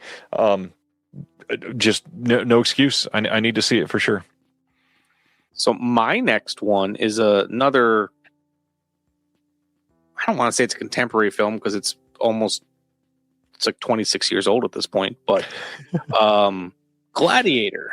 So when it came out, I was like 10 years old, so I had no interest in it. When I started getting older, Russell Crowe just didn't do much for me. There's things I like him in. I love him in Nice Guys. I like him in 3:10 to Yuma, but like he was never that. He wasn't moving units for me. Right. And I'm mixed on Ridley Scott, so it was a movie I just keep putting off. But the way my tastes have evolved over the years, I think it's a movie I'm really gonna like. Yeah. It just I need to find my way to it. What are some of your favorite Ridley Scotts? I love Alien, of course. That's an easy one, and I'm in the camp where I prefer Alien over Aliens because I know some prefer Aliens. Saw Blade Runner recently because of my show. Was really impressed by that. I love Legend. We were just talking about that one in the Discord too. But there's still a lot of blind spots I've not seen. I saw House of Gucci or whatever. I saw Robin Hood or whatever. But like I've not seen Thelma and Louise yet. I have the Criterion. I just need to great movie. And so he's got an interesting career. I was always a bigger fan of Tony Scott. Same. Like, just I don't know. Like I had so many films in film school that I would just bring a fog machine onto set just because I wanted the Tony Scott look. Or I'd have all the grips just smoke cigarettes. Let's be real. Grips are always fucking smoking cigarettes, man. Them and the Best Boys, damn it. Yep. I don't know why, but as soon as you said I always prefer Tony Scott, I wanted to make a really terrible Walk Hard reference to say the wrong Scott died, but that seemed in poor taste. My number 4 is one that everybody's going to laugh at because I've talked about it on the show so many times. I'm sorry. I know that it needs to happen, and my plan is to do it this year. I just need to do it without the kids nearby. I have still never seen Akira, however it's pronounced. From okay. 88. It's a big one. I just got the 4K last year. I need to see it. I've heard nothing but amazing things. Anime is not a strong suit of mine. It's not one that I've seen a ton from. No, me neither. But I've been getting more into it. Yeah. I had a huge aversion to it because I was being a pretentious fuck for a long time. Yep. And which is so annoying because I used to read manga when I was in middle school because I feel like most people did, at least at one point. But then, I went to high school with some kids who just really took it too fucking far, and they just annoyed the shit out of me. And then I just kind of got on my high horse with it. But I'm discovering, one, that I know I was a pretentious fuckwad then, and then 2, there's a lot of really brilliant storytelling. Yeah, it's true. What's your favorite anime you've seen so far? Let's see. Like I said, I've been going through. Cowboy Bebop is like a low hanging fruit answer because it is really good. I'm a big fan of Fooly Cooly. For movies, I saw Ninja Scroll at way too young an age. I should not have seen Ninja Scroll and Vampire Hunter D when I was the age that I was. And you're right, Jesper. I still am a pretentious fuck. I thought that was a really funny comment. But I saw those movies way too young. But I would say the one that I think just was worked for movie wise that has worked super well for me would be either Ghost in the Shell or Princess Mononoke. I've still not seen either of those either. Actually, I see someone mention in the comments. Spirited Away is a fantastic answer. I saw that movie for the first time when I was pretty young. Turner Classic Movies, and this is actually when I first discovered Ben Mankiewicz. It was when he first started working with Turner Classic Movies. He did a late night screening of Princess Mononoke, one time dubbed and one time subbed. Back to back. And I stayed up late, wrapped under a blanket with the blanket over my television, so my parents didn't know I was up, and stayed up until like 3 a.m. That's so cool. So enamored by it. Yeah. So yeah. That's fun. It actually might be Spirited Away. I've not watched it again since that very formative screening, and it's one of those movies that's like I'm almost afraid to rewatch it because that nostalgia's a drug, man. Yeah, I completely get that. Those Ghibli films just kind of incredible. Yeah, and I've not seen all of them, but the ones I've seen. I'm at this point I'm savoring them because I've seen a handful of them. And I saw Princess Mononoke when they re-released on 4K last year and theatrically, and each one of them has just been delightful. I'm so ready for those 4K discs to finally get announced. God, so many of those are going to look just remarkable on 4K. Yeah, and like my wife is really big into Totoro. Like that's kind of the one that she really gravitates to. The Hot Topic Ghibli, nice. Yeah. Well, he's fucking cute. Yeah. That sounded so dismissive, but it was so funny in my head. All right, what is your number 4? And I got so aggressive. It's fucking cute. Lawrence of Arabia. Oh yeah, a film that I feel like I know a lot about, and I read a lot of like film history books and things like that. It feels like a movie that I've seen, but I know I haven't. Like, do you ever get that where there's like a movie or a filmmaker you've read a lot about? Yeah, and it feels like you've seen something. That's how Lawrence of Arabia feels to me. So what's really funny is I'm feeling the exact opposite way about Lawrence of Arabia right now. I know for a fact I've seen it at least twice. I hardly remember anything about it. I feel like it's one of those movies that just immediately dumps out of my mind the 2 times that I've seen it. Yeah, and I also just really like it's. I don't know why I haven't seen it yet. Probably it might be the length. Because I don't mind long movies. It's just more so trying to find time for long movies. And I read a lot about Lawrence of Arabia when I started getting really into John Ford, because I was just really, I loved the fact that David Lean said he studied The Searchers to figure out how to best shoot landscapes. And so at this point, it's been my quote of the day. I'm just waiting for that movie to find me. Interesting. Yeah. I'm curious if that one will ever like stick with me. I need to try again. It's been a while for sure. Colton, I also want to know if it'll ever be gay enough for you. Please report back, Colton. Yes. Find me on social media. I need to know is Lawrence every day. I just need to check in. Is Lawrence Arabia gay enough for you today? Go get that URL. Is Lawrence of Arabia gay enough for me yet.com. This reminds me, were you ever a professional wrestling guy? Yeah, multiple times, yeah. There was a website that existed for a long time that is teststilldead.com. You could go to it and be yes, and had a clock of how long he's been dead for. I don't know where the joke started, but it always made me laugh. Colton, this comment is so funny in response. That man was in them deserts doing dirty things. Oh, geez. All right. So this last one is kind of like a more recent infatuation that I don't know why I haven't put this one in the player yet. But I have loved, like literally been enthralled by everything that I've seen from Wong Kar-wai. And for some reason, I have not watched 1997's Happy Together yet. And I feel like from all the promo material, it looks like one that I am going to worship afterwards. So I need to get around to it. But it's so wild how much the other ones have worked perfectly for me. So I know it's going to be great. I gotta dedicate the time to it. Oh, it's really funny you mentioned that because my next one's In the Mood for Love. No way! Nice. Yeah. So much of ours have been our first one. We both picked the word 7 in the title. Yeah.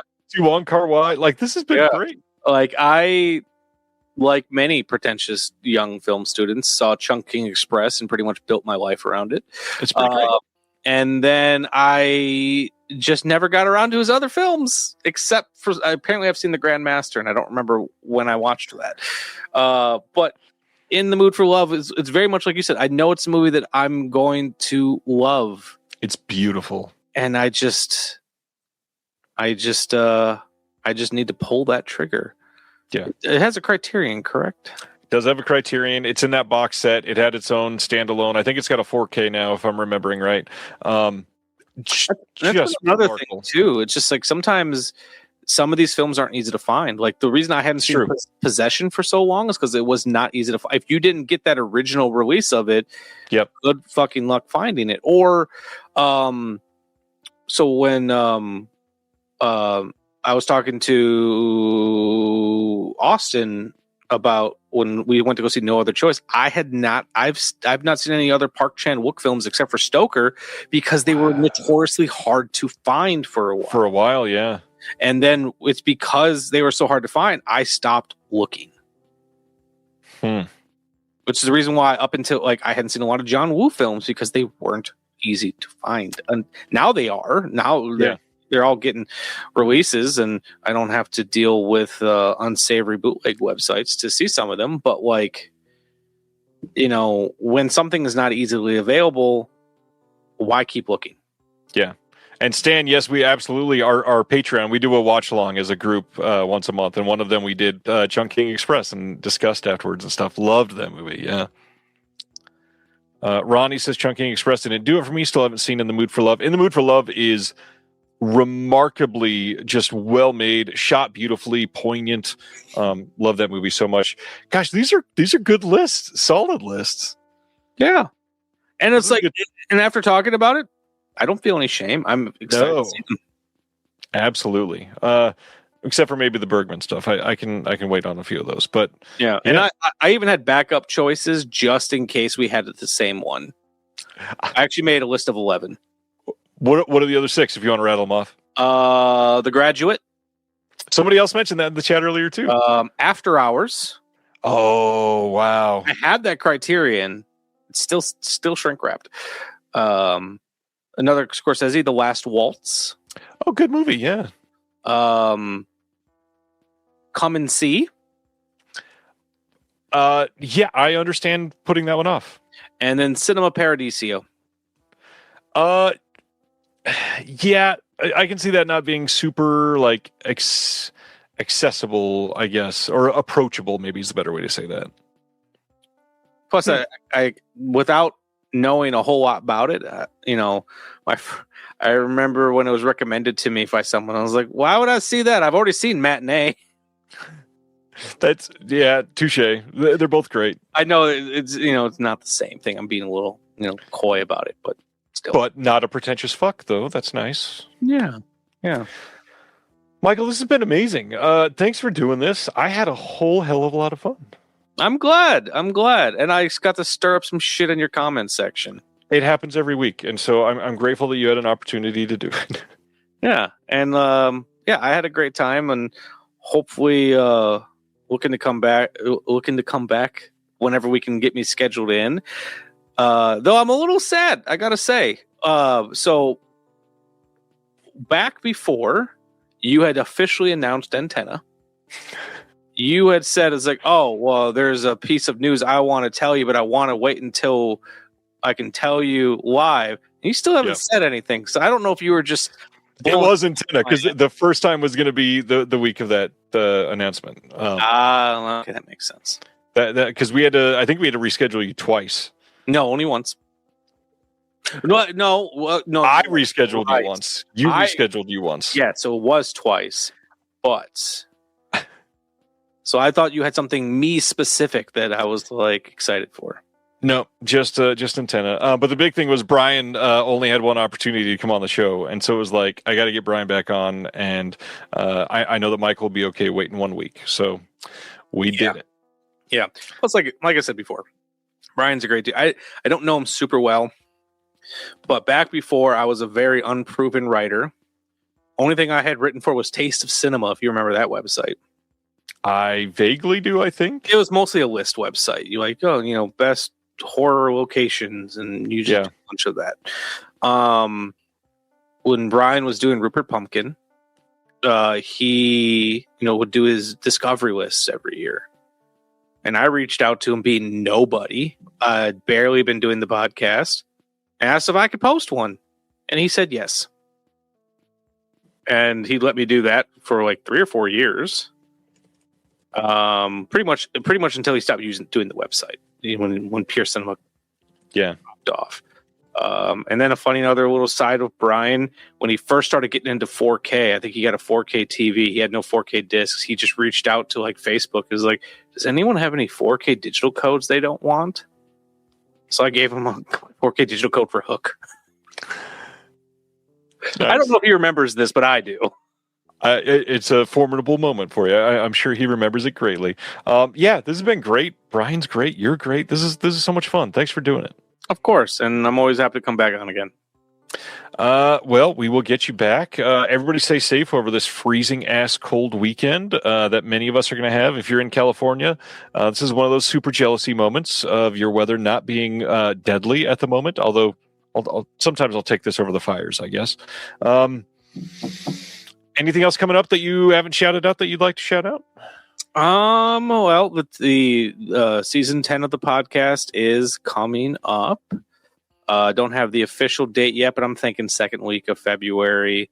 It's mostly when my editor can get it done. As long as I get 2 episodes a month, I'm happy. I'm not super strict with my deadlines because I don't believe in working people too hard. So I got that coming. We have our secret project that we're not really talking about, but we are kind of talking about. Cook. Yeah. So I'm trying to think if there's anything else. No, not really. Like can I talk about the piece that I'm writing for? Please, by all. Yeah, I teased it. You can reveal as much as you want. All right. So I'm writing a piece for the Physical Media Advocate that is now not coming out until probably June-ish. June, yeah. To coincide with Jackass 5, I'm writing a piece for Physical Media Advocate about how Jackass has helped break down toxic masculinity within 90s and 2000s youths. And I even fun premise. Yeah, and I had an unexpected interview with Chris Rabb, aka Rabb himself, and he gave me like an hour and a half to almost 2 hours of his time, just to shoot the shit. And like we talked about the origin, like how he got involved, because he was more part of the CKY stuff and merged into Jackass that way. He gave me some behind the scenes information about how Viva La Bam worked, and he is a great dude. I am so stoked that we're going to have an exclusive Jackass interview in the Physical Media Advocate, and unbeknownst to us that they were doing a 5th film. Yeah, he said he's not involved with it, but he was more than happy to talk about his time with Jackass. And I want to tell like a story from that interview, but I don't want to spoil the magazine. Right. You got to check it out. Come back around June and check out the issue when it comes out. And I'm sure we'll get Michael on some other stuff. He's already talked about a couple other ideas. You've written 2. Is it only 2 or has that been 3? 2, but I've pitched like... That's right. Yeah, it's 2. I have... I pitched you the Jackass piece, and I pitched you a video store piece that I need to meet with the guy to discuss further. But yeah, so far I wrote, I want to say one of the more in-depth pieces about The Longest Yard. Yep. Burt Reynolds film, because he's my obsession actor. I think at this point now, like I don't want to say I wrote the longest piece on The Longest Yard, because I know that's not the case, but it's a pretty in-depth piece about The Longest Yard. I'm confident I have written the most about Frankenstein and me. And then that wasn't for you. But then I also wrote From Aldovia with Love, my appreciation of Netflix Christmas movies, which is also quite in depth about the history of a Hallmark channel.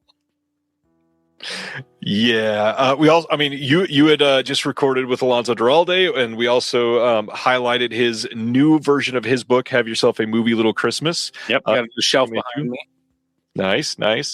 Yeah, check out the magazine. I'm just going to keep talking about things because I like talking with you. So I'll let everybody go. Have a good night. Stay safe. We'll see y'all next Thursday. Going to be a fun night. It is, I don't remember who's, Chris will be back next week. We'll talk about that.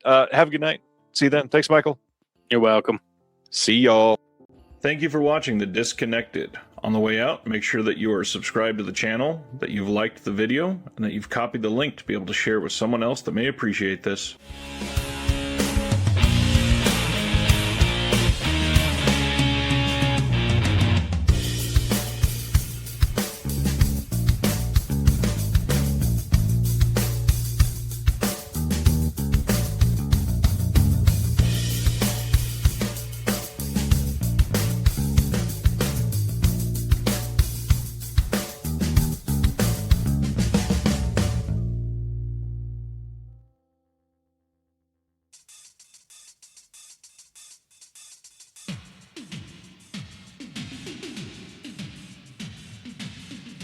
Greetings, welcome to Two in the Pinku podcast. Experience a deep dive into softcore Japanese sexploitation cinema from the 60s up into the present, with an emphasis on sleaze and seduction. We are monthly or bi-weekly, and we're not even bi. Will Pink Film save our marriage? Find out on Two in the Pinku podcast.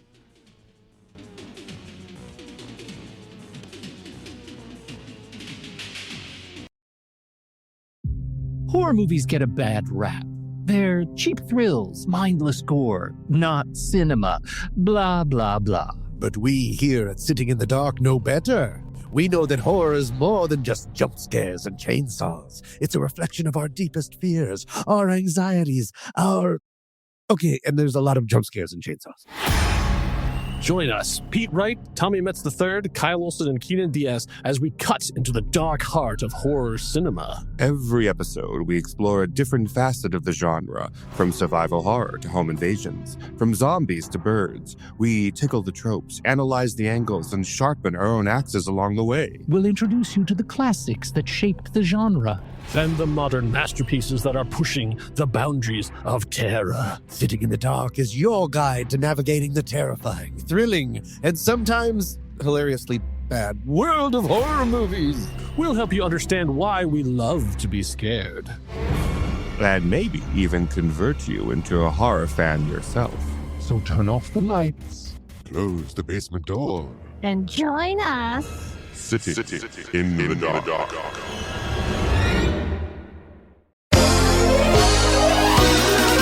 Okay, now for the lightning round. I'm so good at lightning rounds. That's from Friends. It's my favorite show. 20 seconds on the clock starts now. Who is the captain of the USS Enterprise? Oh, crap. Is it, Captain Stubing? No, Morgan? Crunch? Next question. Which superhero is Tony Stark? Stark. Did Game of Thrones have superheroes? I only watched 2 episodes. What planet were Luke and Leia born on? Planet Fitness? Oh, time's up. Sorry. And now, a word from our sponsor. Hey everybody, Mandy Kaplan here. Please check out my podcast, Make Me a Nerd, where each week an incredible guest tries to baptize this mainstream mom into the world of sci-fi, fantasy, and all things nerdy. Available wherever you podcast. That's our show, folks. Wait, I just thought of it. Padme Amidala gave birth to her twins Luke and Leia on Polis Massa. No, that's dumb. Is it Planet Hollywood?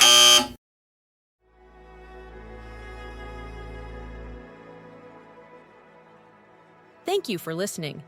To hear more shows from the Someone's Favorite Productions podcast network, please select the link in the description